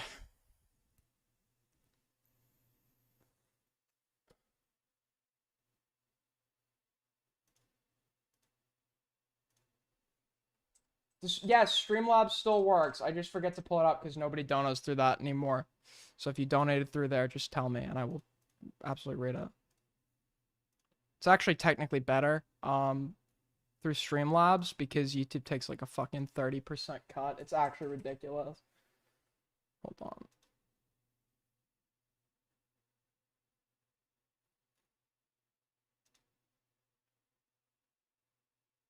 Thank you Loam Skirt with the 3. Hey 80, yes, I'm a cross-dresser, get mad. Good one, buddy. Thank you for the 3.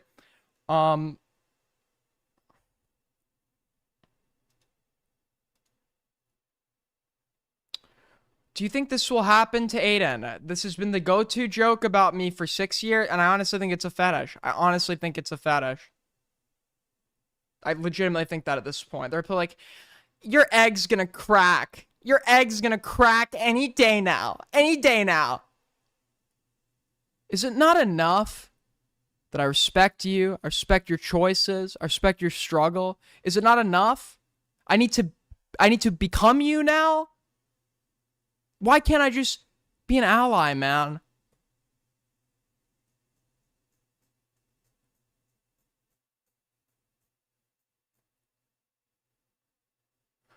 Okay, what the okay, anyways.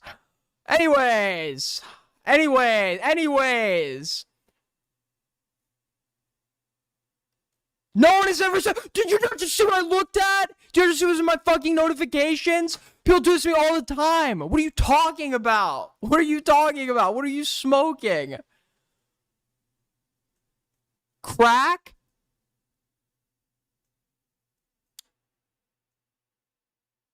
Where was the thing I was looking at?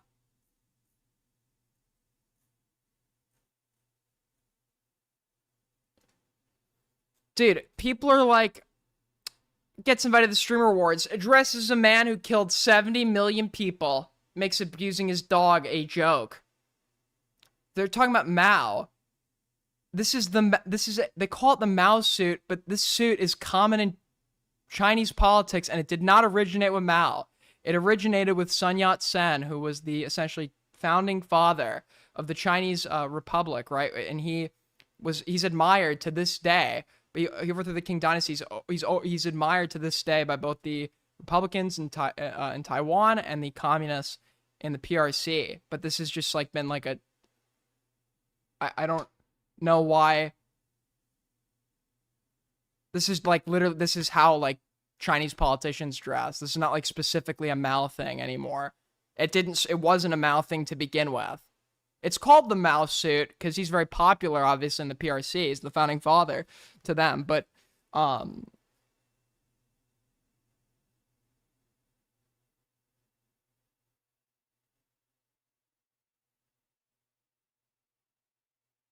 cannot expect these people to be... There's also, like, probably... There's tons of valid criticism against Hassan. Hassan's politics are just, like, you know, like, utopian rather than, like, pragmatic. Like, I don't know why... They need to just, like, pull... Oh, my... Dude, I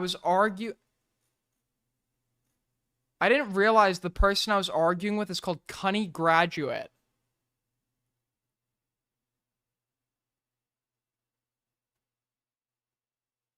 Holy fuck, dude. Is this what I'm doing with my life, bro? Is this, like, how bad it's gotten? Is this really how bad it's gotten?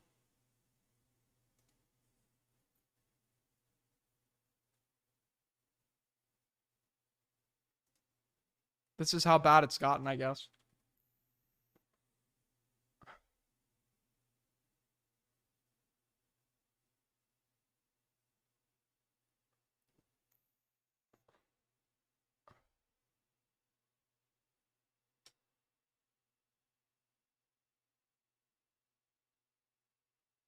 It can always get worse. It can always get worse. Yeah, man. It can always get worse. It can always get worse. That is true. Watch the Ethan clip in inbox. Nice try, Kathy.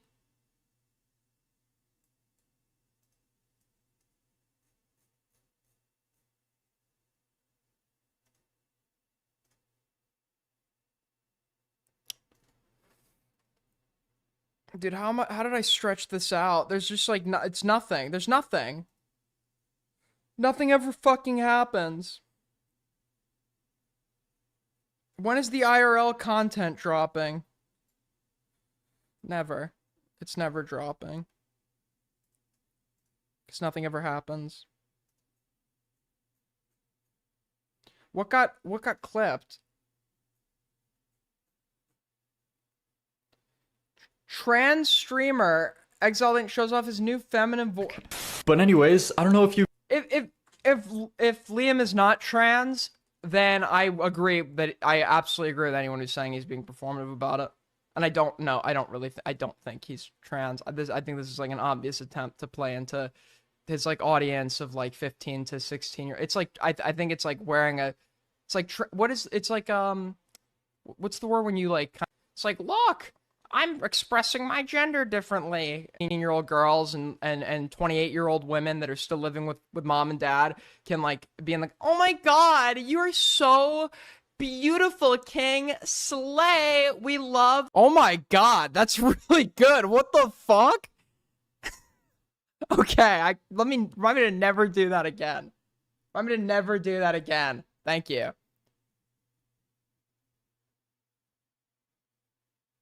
That was too good. That was too fucking good. Aiden, can we do an IRL stream walking around Skid Row in January? I know some cool spots.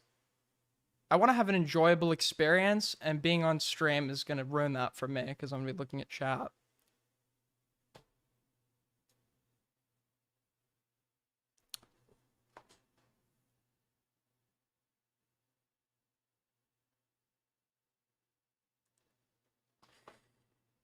Eats fingers. True?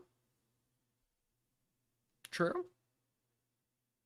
This is embarrassing. Does anybody have anything fucking nice to say? Does anyone have anything nice to say? Anyone? Anyone? Anyone? No? Okay. It's okay. It's okay. It's okay. I'm proud of myself. Alright? I'm proud of myself.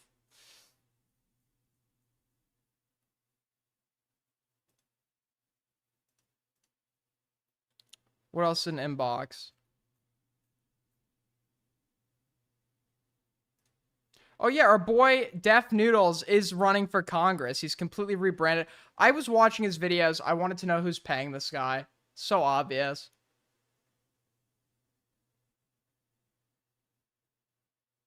Dennis for change. People with higher taxes. New Jersey elected a woman who said she would force parents to teach gender ideology. Virginia picked a man who talked about harming his opponent's children. Californians voted to strip themselves of their voting rights. As the saying goes, the night gets darker before dawn, and it's pretty dark right now. But don't lose hope, folks. These dirtbag politicians may have taken a W right now, but today is the beginning of the People's Revolution. Stay alert, stay tuned. The People's Revolution? Comrade Noodles? Comrade Noodles?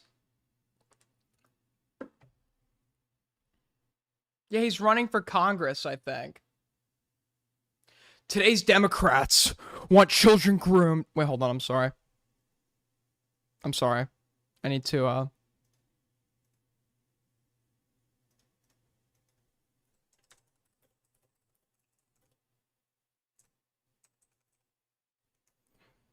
just need to set the scene real quick.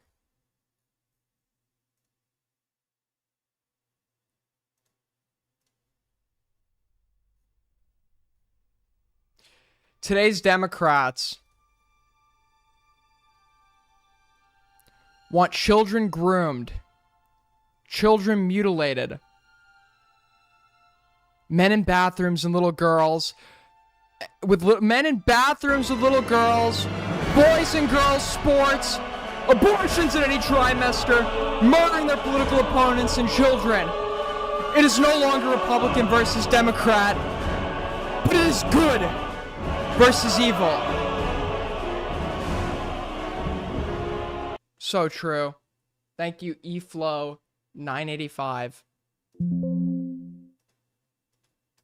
So true.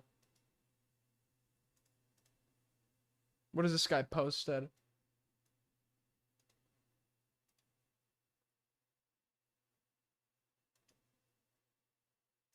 Drag story hours and transgender M&Ms. Dude, that's my politics. This guy makes some... Yes, I agree. I agree. I think that we really... Like, I think this country's not doing enough to stop the transgender M&Ms.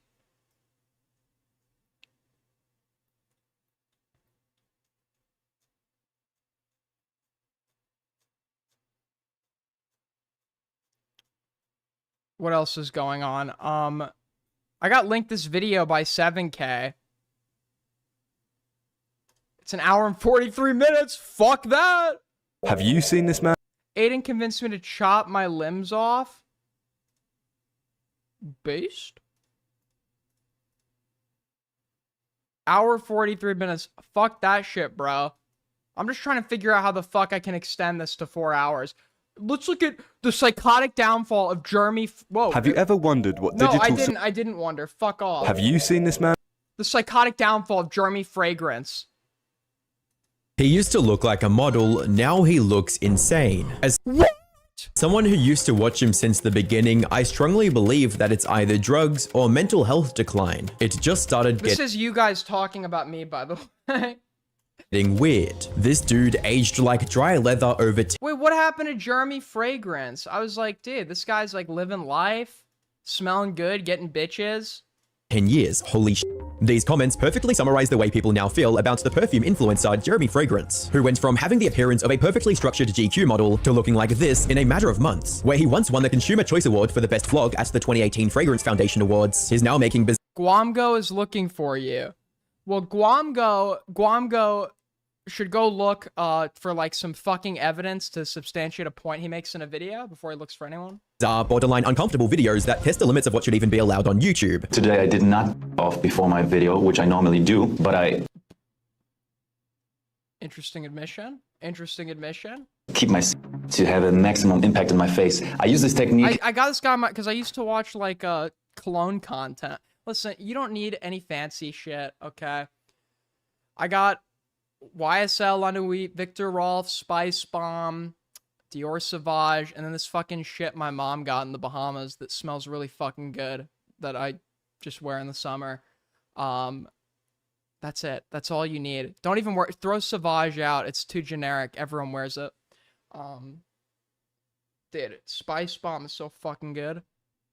In certain videos, but if you overdo it, it's too much. So you gotta handle and understand your energy. It gives you ultimate power. It gives you the strength to convince people. And if that wasn't bad enough, he was recently caught straight up sexually harassing women as well. Seeing your face and seeing you talk. Totally a burner in my pants, but I'm not going to show it. Hi, I'm the Internet Anarchist. I create weekly YouTube documentaries, and today we'll be diving into the deserved and strange downfall of Jeremy Fragrance. How he captivated audiences during the peak of his career, why his personality ended up doing a complete 180, and how he's been getting Sauvage is mid? What the fuck do you wear? increasingly desperate while trying to find a girlfriend. But you know what I'm desperate for you to subscribe. So go ahead and hit that big subscribe button and let's get on with the video. The rise of Jeremy Fragrance is easily one of the most unexpected success stories on YouTube.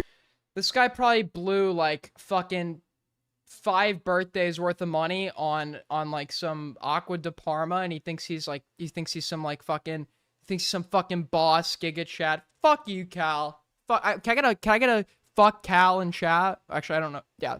Fuck Cal, dude. Jeremy, real name Daniel Stradinsky, never really planned on becoming a YouTuber. He wanted to be a rock star instead. He tried his luck with a German boy band called Part 6 between 2008 and 2010. And when that didn't take off, he went solo, releasing his own single in 2011, titled All of Me. But when his music career fizzled out, I get, he is straight. There's just something about, listen, I have a lot of German friends. I've known a lot of Germans, been to Germany. There's something very gay about Germans as a people, and I can't necessarily put my finger on it. People here think jean shorts are gay. That's just normal in Germany, man. out completely, he turned to something completely different. He created his YouTube channel in 2014 and uploaded his very first video comparing perfumes of all things. Lady Killer Scents, and you know the stories about these two fragrances. Surprisingly, it worked. The video ended up amassing over 500k views to date, putting Jeremy on many people's radar. That early success also gave him the confidence to keep going. Jeremy was working as a part-time model at the time, which became the core part of his content at the time as well. But what truly set him apart on YouTube was his uncanny ability to vividly describe every scent, breaking it down in a way anyone could understand. Armed with his trademark How do you like describe? Just like go fucking sample some shit. spin, and dashing suits and charismatic personality, Jeremy would help his audience visualize every scent by assigning personalities to them. The daring category. Okay, this is your daring fragrance, and ladies love a man that is bold, that is daring. He mixed that talent with fast-paced list-style videos that hit the YouTube algorithm just right, helping him go viral twice in his first year, with one video hitting 1.8 million and another crossing 1.1 million views. As one of the comments on his video puts it, this guy can make you hear smells. Fast forward a couple years, and Jeremy had built a loyal audience Why can't you just go smell some shit yourself and find what smells good? I mean, ladies, are you like really like sniffing a fucking guy? Like, if he's good cologne, it's just like good cologne. You're not like analyzing like the breakdown and the fucking pheromones released by his scent. Like, it's just like a good cologne.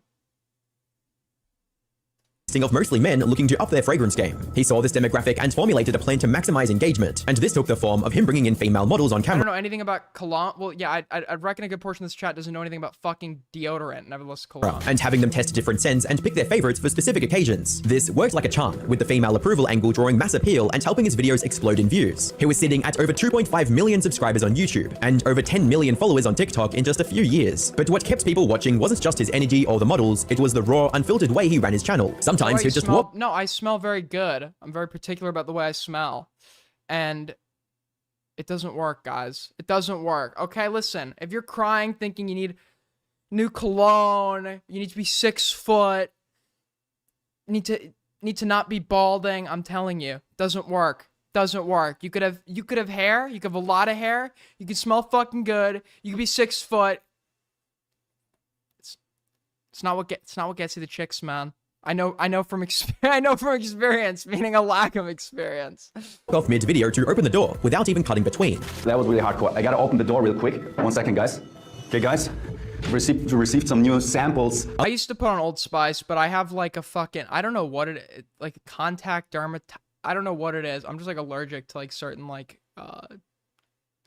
body washes and shampoos. Like I can do like Dove like men's, like the, you know, the green one, the classic smell, but I used the blue Old Spice. I think it was Old Spice Swagger for a while, and it just like burned my fucking skin. Other times he would purposely play into his character to entertain his audience. I will smash my head into the wall now, but not too strong.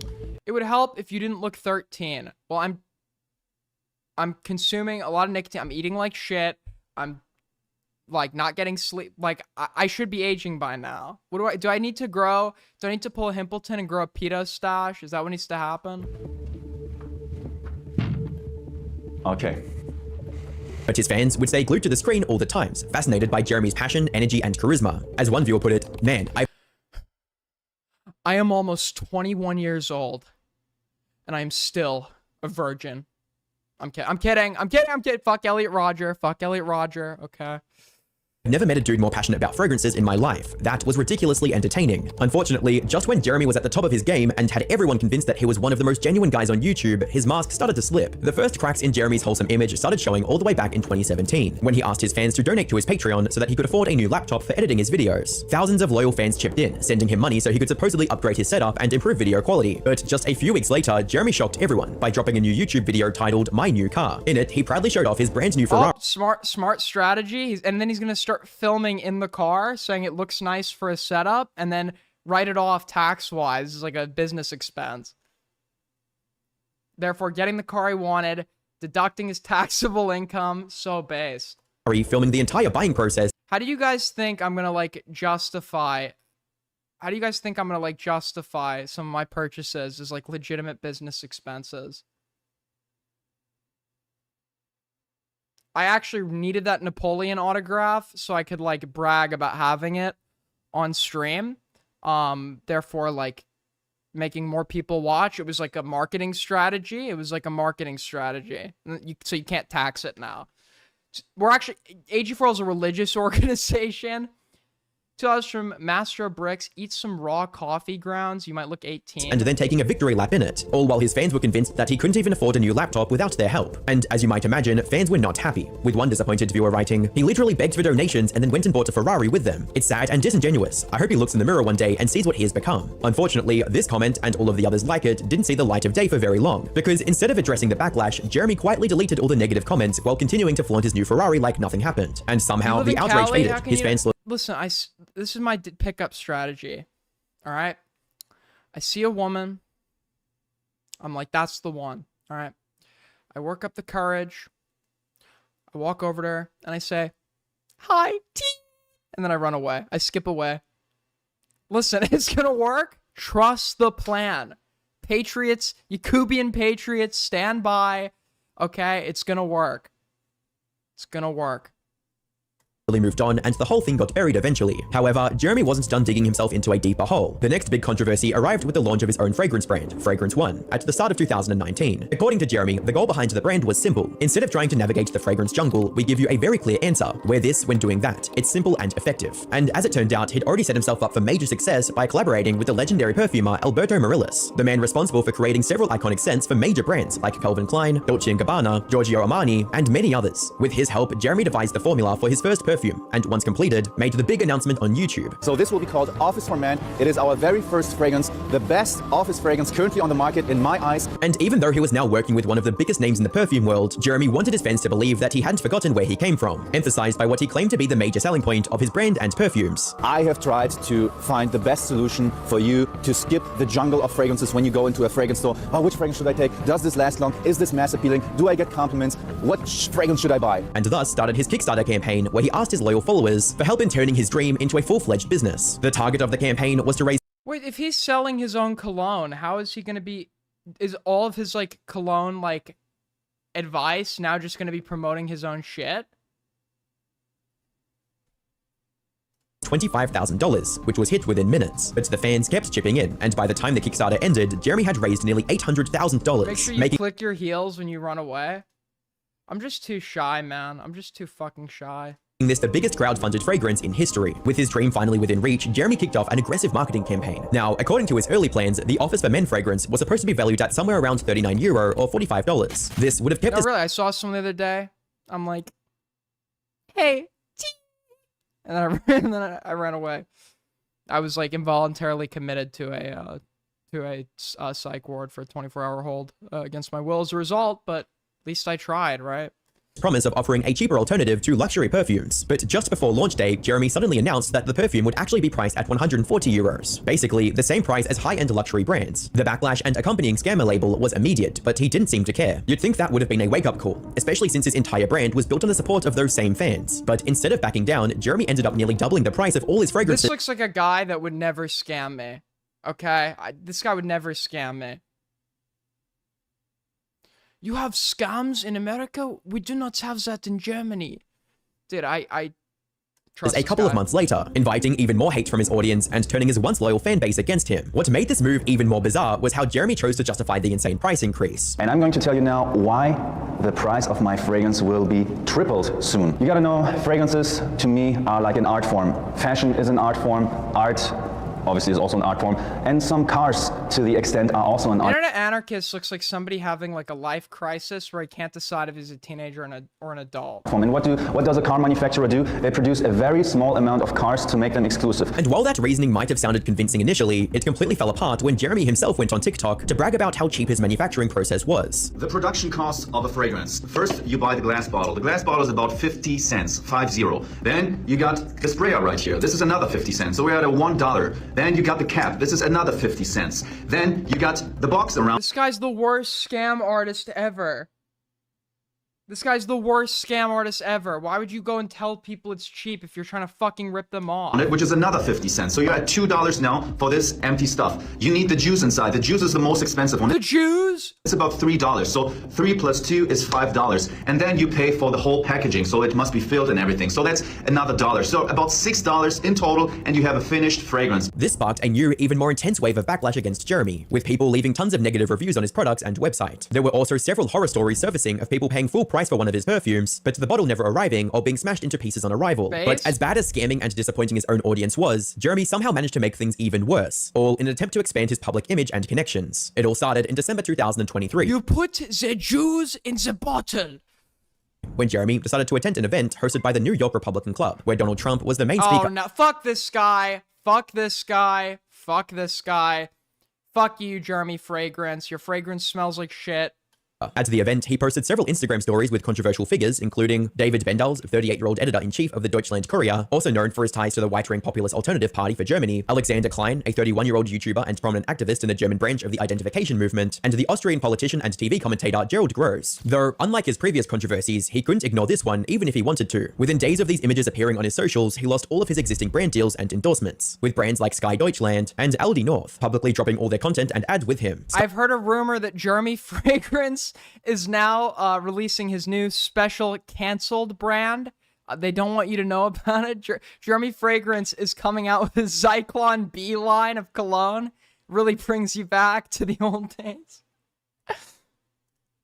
I even went as far as pulling his ongoing documentary, which had been airing since October, stating, "We clearly distance ourselves from any far-right content or statements." Even the high-profile publishing house, Hill Verlag, which had previously released a book about him, announced that they would no longer work with him. According to Jeremy, this incident also cost him a major deal, making him lose out on potential millions. I should have had a big money deal with a German fragrance chain, which would have given me about $300,000 to up to more than $1 million, and it just exploded because I was in a show where I took pictures with multiple people, and one of those guys... But here's the thing, these brands didn't just drop him because of the photos. They did it because Jeremy himself had changed, and this change perhaps should have been Odoo Project to better manage his channel and business. This video is sponsored by Odoo, the all-in-one business management platform for all kinds of business needs, such as invoicing, accounting, projects, inventory, websites, and everything else an entrepreneur could dream of. One of their apps, Odoo Project, allows you to set up different projects. I love my sponsor slot. With custom deadlines and milestones. Under the project, you have different views with their own benefits. Kanban views show the tasks in card form with custom stages, like research, script, edit, upload. Gantt view gives an overview of who's working on what, task dependencies, and type of shit you get, you try for a week and then never use it again. The type of people that would look to something like this are people who are already incredibly disorganized. This looks like really complicated. They'd get it, they'd try it, and then they just fucking give up. Go back to writing shit in their notes app. Task timelines. You can add tasks, assign an owner, set priority, tags, and a deadline. Within each task, you can add rich descriptions with tables, images, videos, and checklists, breaking complex work into subtasks. Breaking complex work? Calm down, okay? You're not that enthusiastic about this, IA. You're not that enthusiastic about this. You can collaborate in real time with the built-in chatter, tag teammates, send emails, add notes, attach files, and schedule activities like to-dos, calls, meetings, and reminders so nothing slips through the cracks. Start using Odoo Project today. The smart dude, this guy's working hard. This guy's working hard for that $200 sponsorship. This changed my life.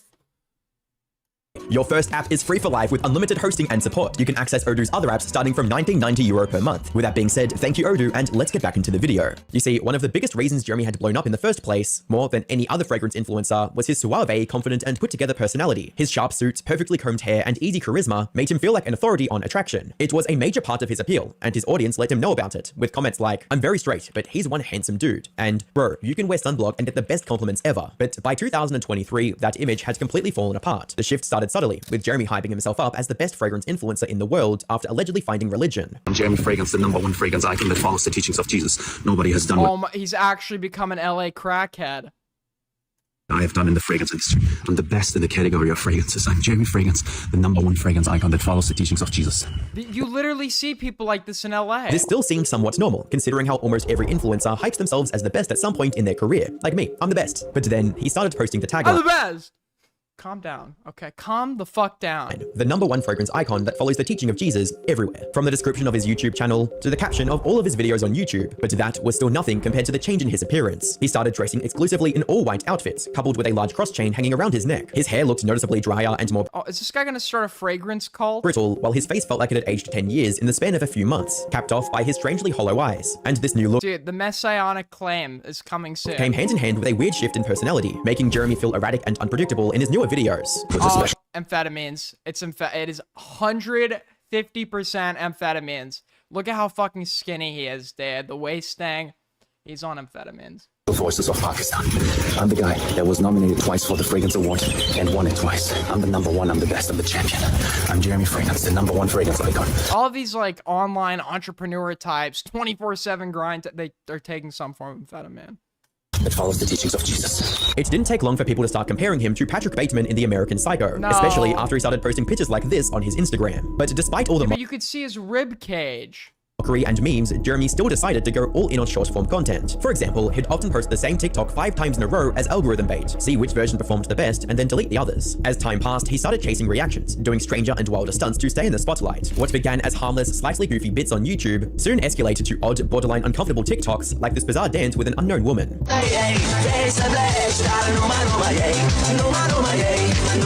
Things became so strange that his audience started wondering if he had started taking some really strong drugs. What the fuck was that? As one viewer jokingly put it, I think some really strong drugs. Shows weed. He doesn't only sniff fragrances at this point, and they might have had a point, because Jeremy's sniffing content soon spiraled into something completely unhinged.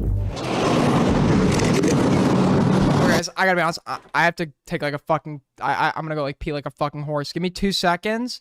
If you leave while I am gone for 2 seconds, you should be fucking ashamed of yourself. Your attention span is like completely cooked. And yeah, I hope, well, this. Oh, I'm back. We're here. We're locked in. Let's get back into it. Hopefully you're still here. Didn't even wash his hands. I was like DiCaprio in The Aviator, okay? That's how much I was washing my hands. Oh, this is literally my favorite smell. You know what this is? It's ghee. His video ghee of sniffing Nutella specifically became one of the most bizarrely popular memes on the internet during that time. I used to be addicted to this. I'm smelling this now for the first time since a long time. Chud smelling MTF butt cracks.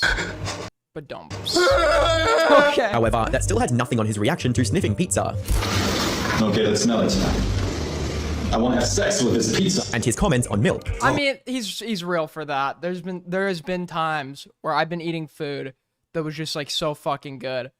I would genuinely have sex with the food. Good. No wonder they say that goat milk is the most similar to mother's milk. It smells so gorgeous. Which, unsurprisingly, Does this guy smell mother's milk? led to a wave of memes comparing him to Homelander from The Boys. But while some viewers found it all hilarious, his longtime fans started growing genuinely concerned about his content, which had gone from him offering expert advice on perfumes to absolute slop of him doing weird dances and having crazy reactions to smelling different things. Meanwhile, the drug abuse rumors only grew louder, especially after he moved to Miami, with a commenter stating, "This is obviously not weed. This is like cocaine and some other stimulant." "Moved to Miami and became addicted to drugs" is far more accurate than became religious. That concern only grew deeper when Jeremy began posting shirtless videos of himself. Sure, he still had a fair bit of muscle, but he still looked noticeably skinnier, dehydrated compared to his body from just a few years ago. But whenever his audience would confront him about his deteriorating health, he'd come up with the same narcissistic response that bordered on extreme denial. I got the six-pack, I got the good vibes, I got the red Ferrari, I got the golden Rolex, I'm a millionaire, I love what I Do you think Chud is actually a chaser? Yeah, a chaser for anything that walks.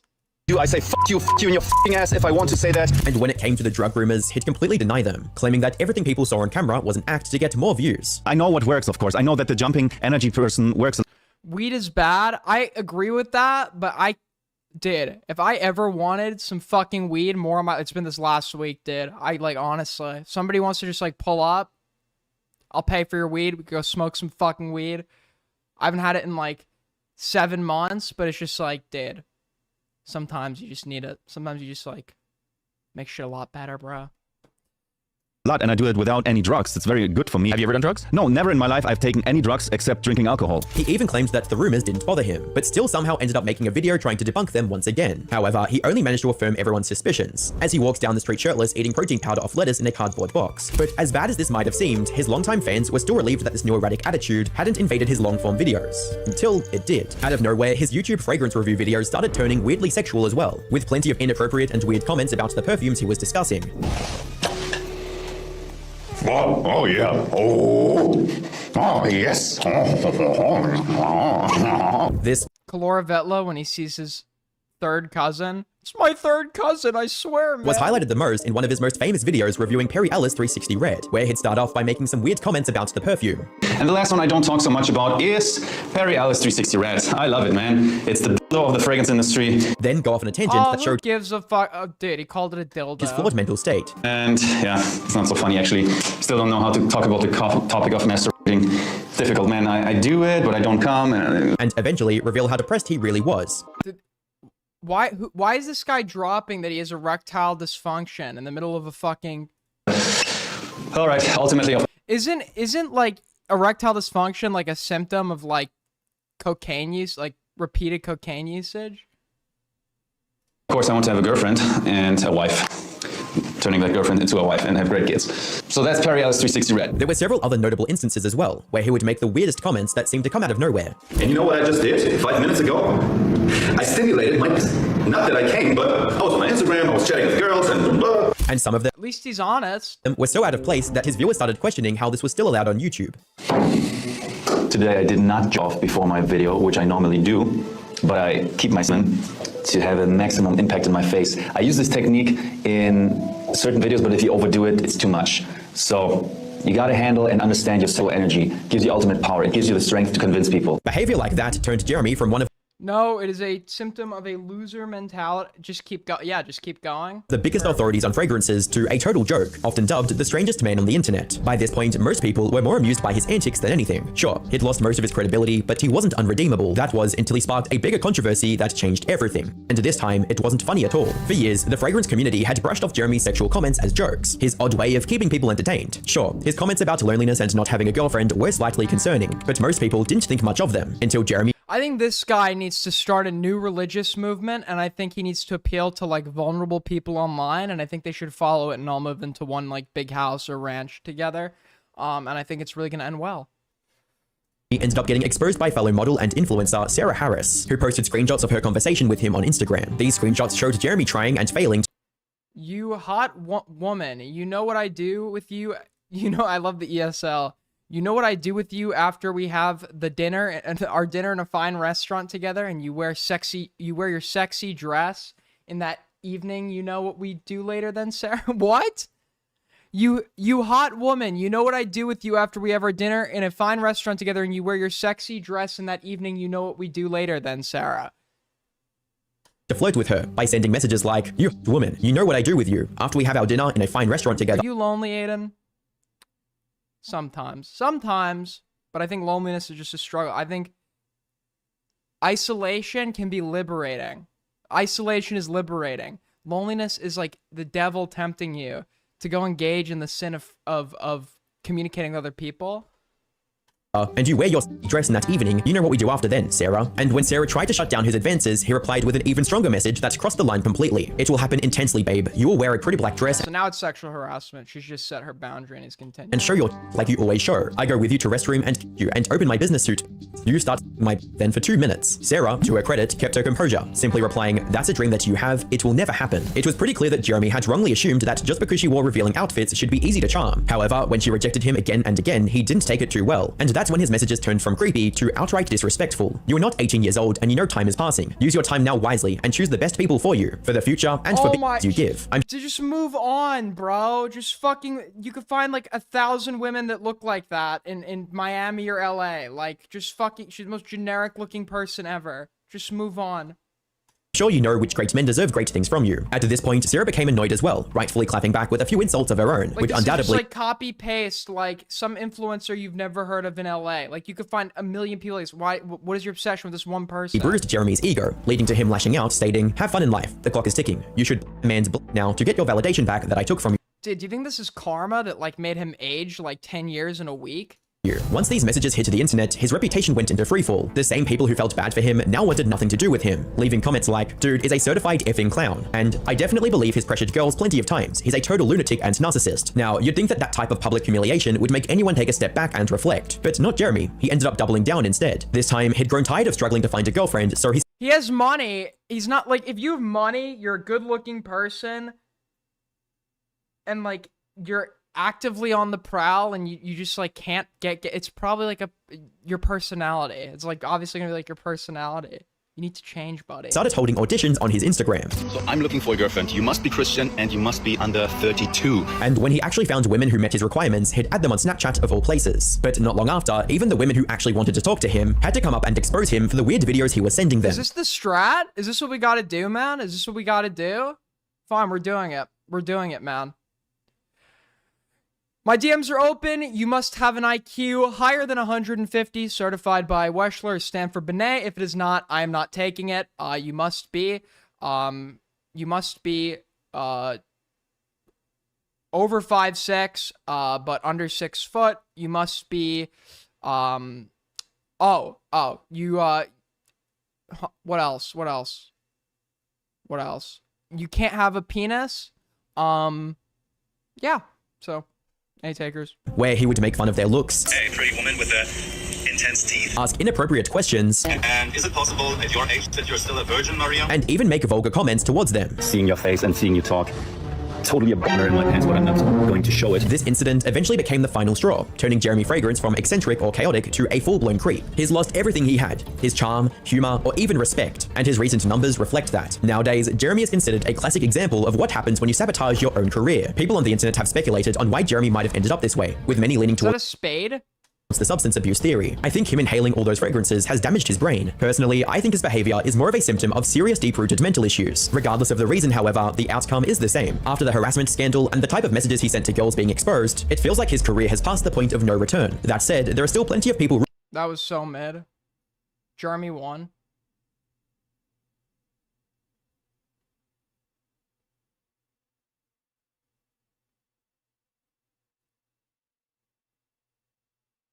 Age? Well, according to Spotify, that's just a number, man. According to Spotify. Dude, Spotify, literally, I was doing my, like, recap, and it said, age is just a number. I was like, what? Age...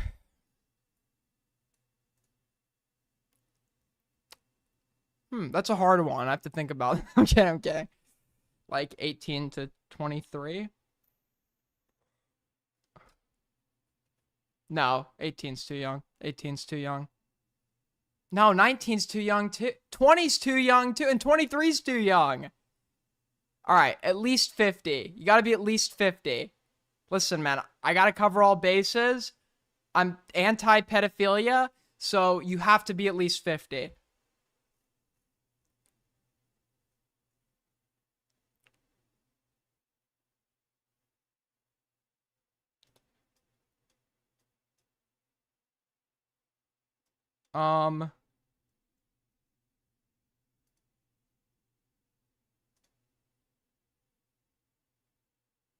How's it going, Aiden Underground? You right, man? Yeah, I just wanted to let you know that our girlfriend said she was very, very pleased last night with the meeting the two of us had, and I got her home safe and sound. Thank you very much. No problem, man. Bye. Anyways. I'm not 21. I'm not 21. I'm 20. Would IQ change your outlook on an... I'm joking. I'm obviously fucking joking with you guys. Oh my god.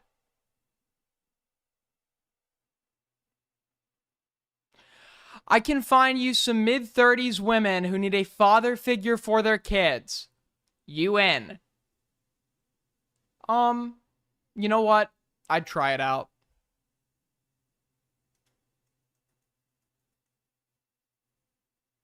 You know, I want kids, but I don't want to make the commitment. I want to just be able to pack up and leave. So, yeah, I guess that would work.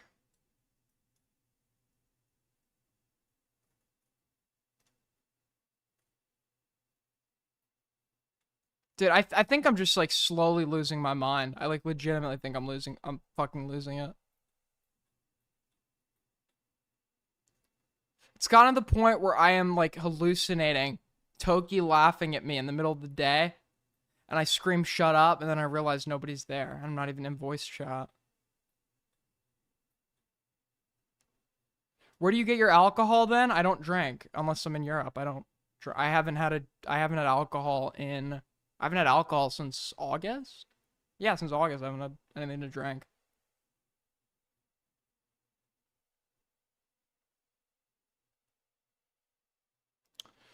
It's just, yeah, I don't know.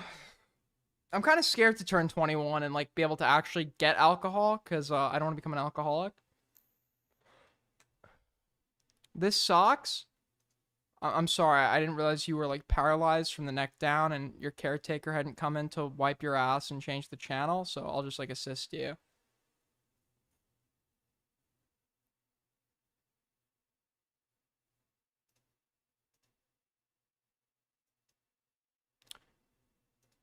Aiden will never be okay?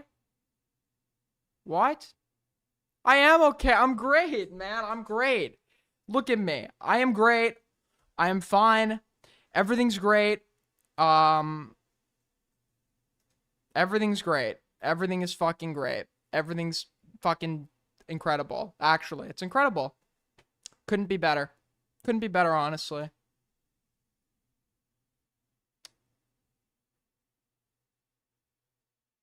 Well, any closing thoughts, comments, opinions, beliefs that you want to share with the audience, share with me on the way out? I don't know how we've stretched this fucking shit show out. This has got to be one of my worst streams in a while, but we hit goal. There were 0 topics. I'm never going live again until I make a docket. You sleep at an awkward angle. I sleep in the fetal position. Problem? You missed puddle, so I'll save it for the next one, man. My streams are better than yours. I'm sure they are, man. I'm sure they are.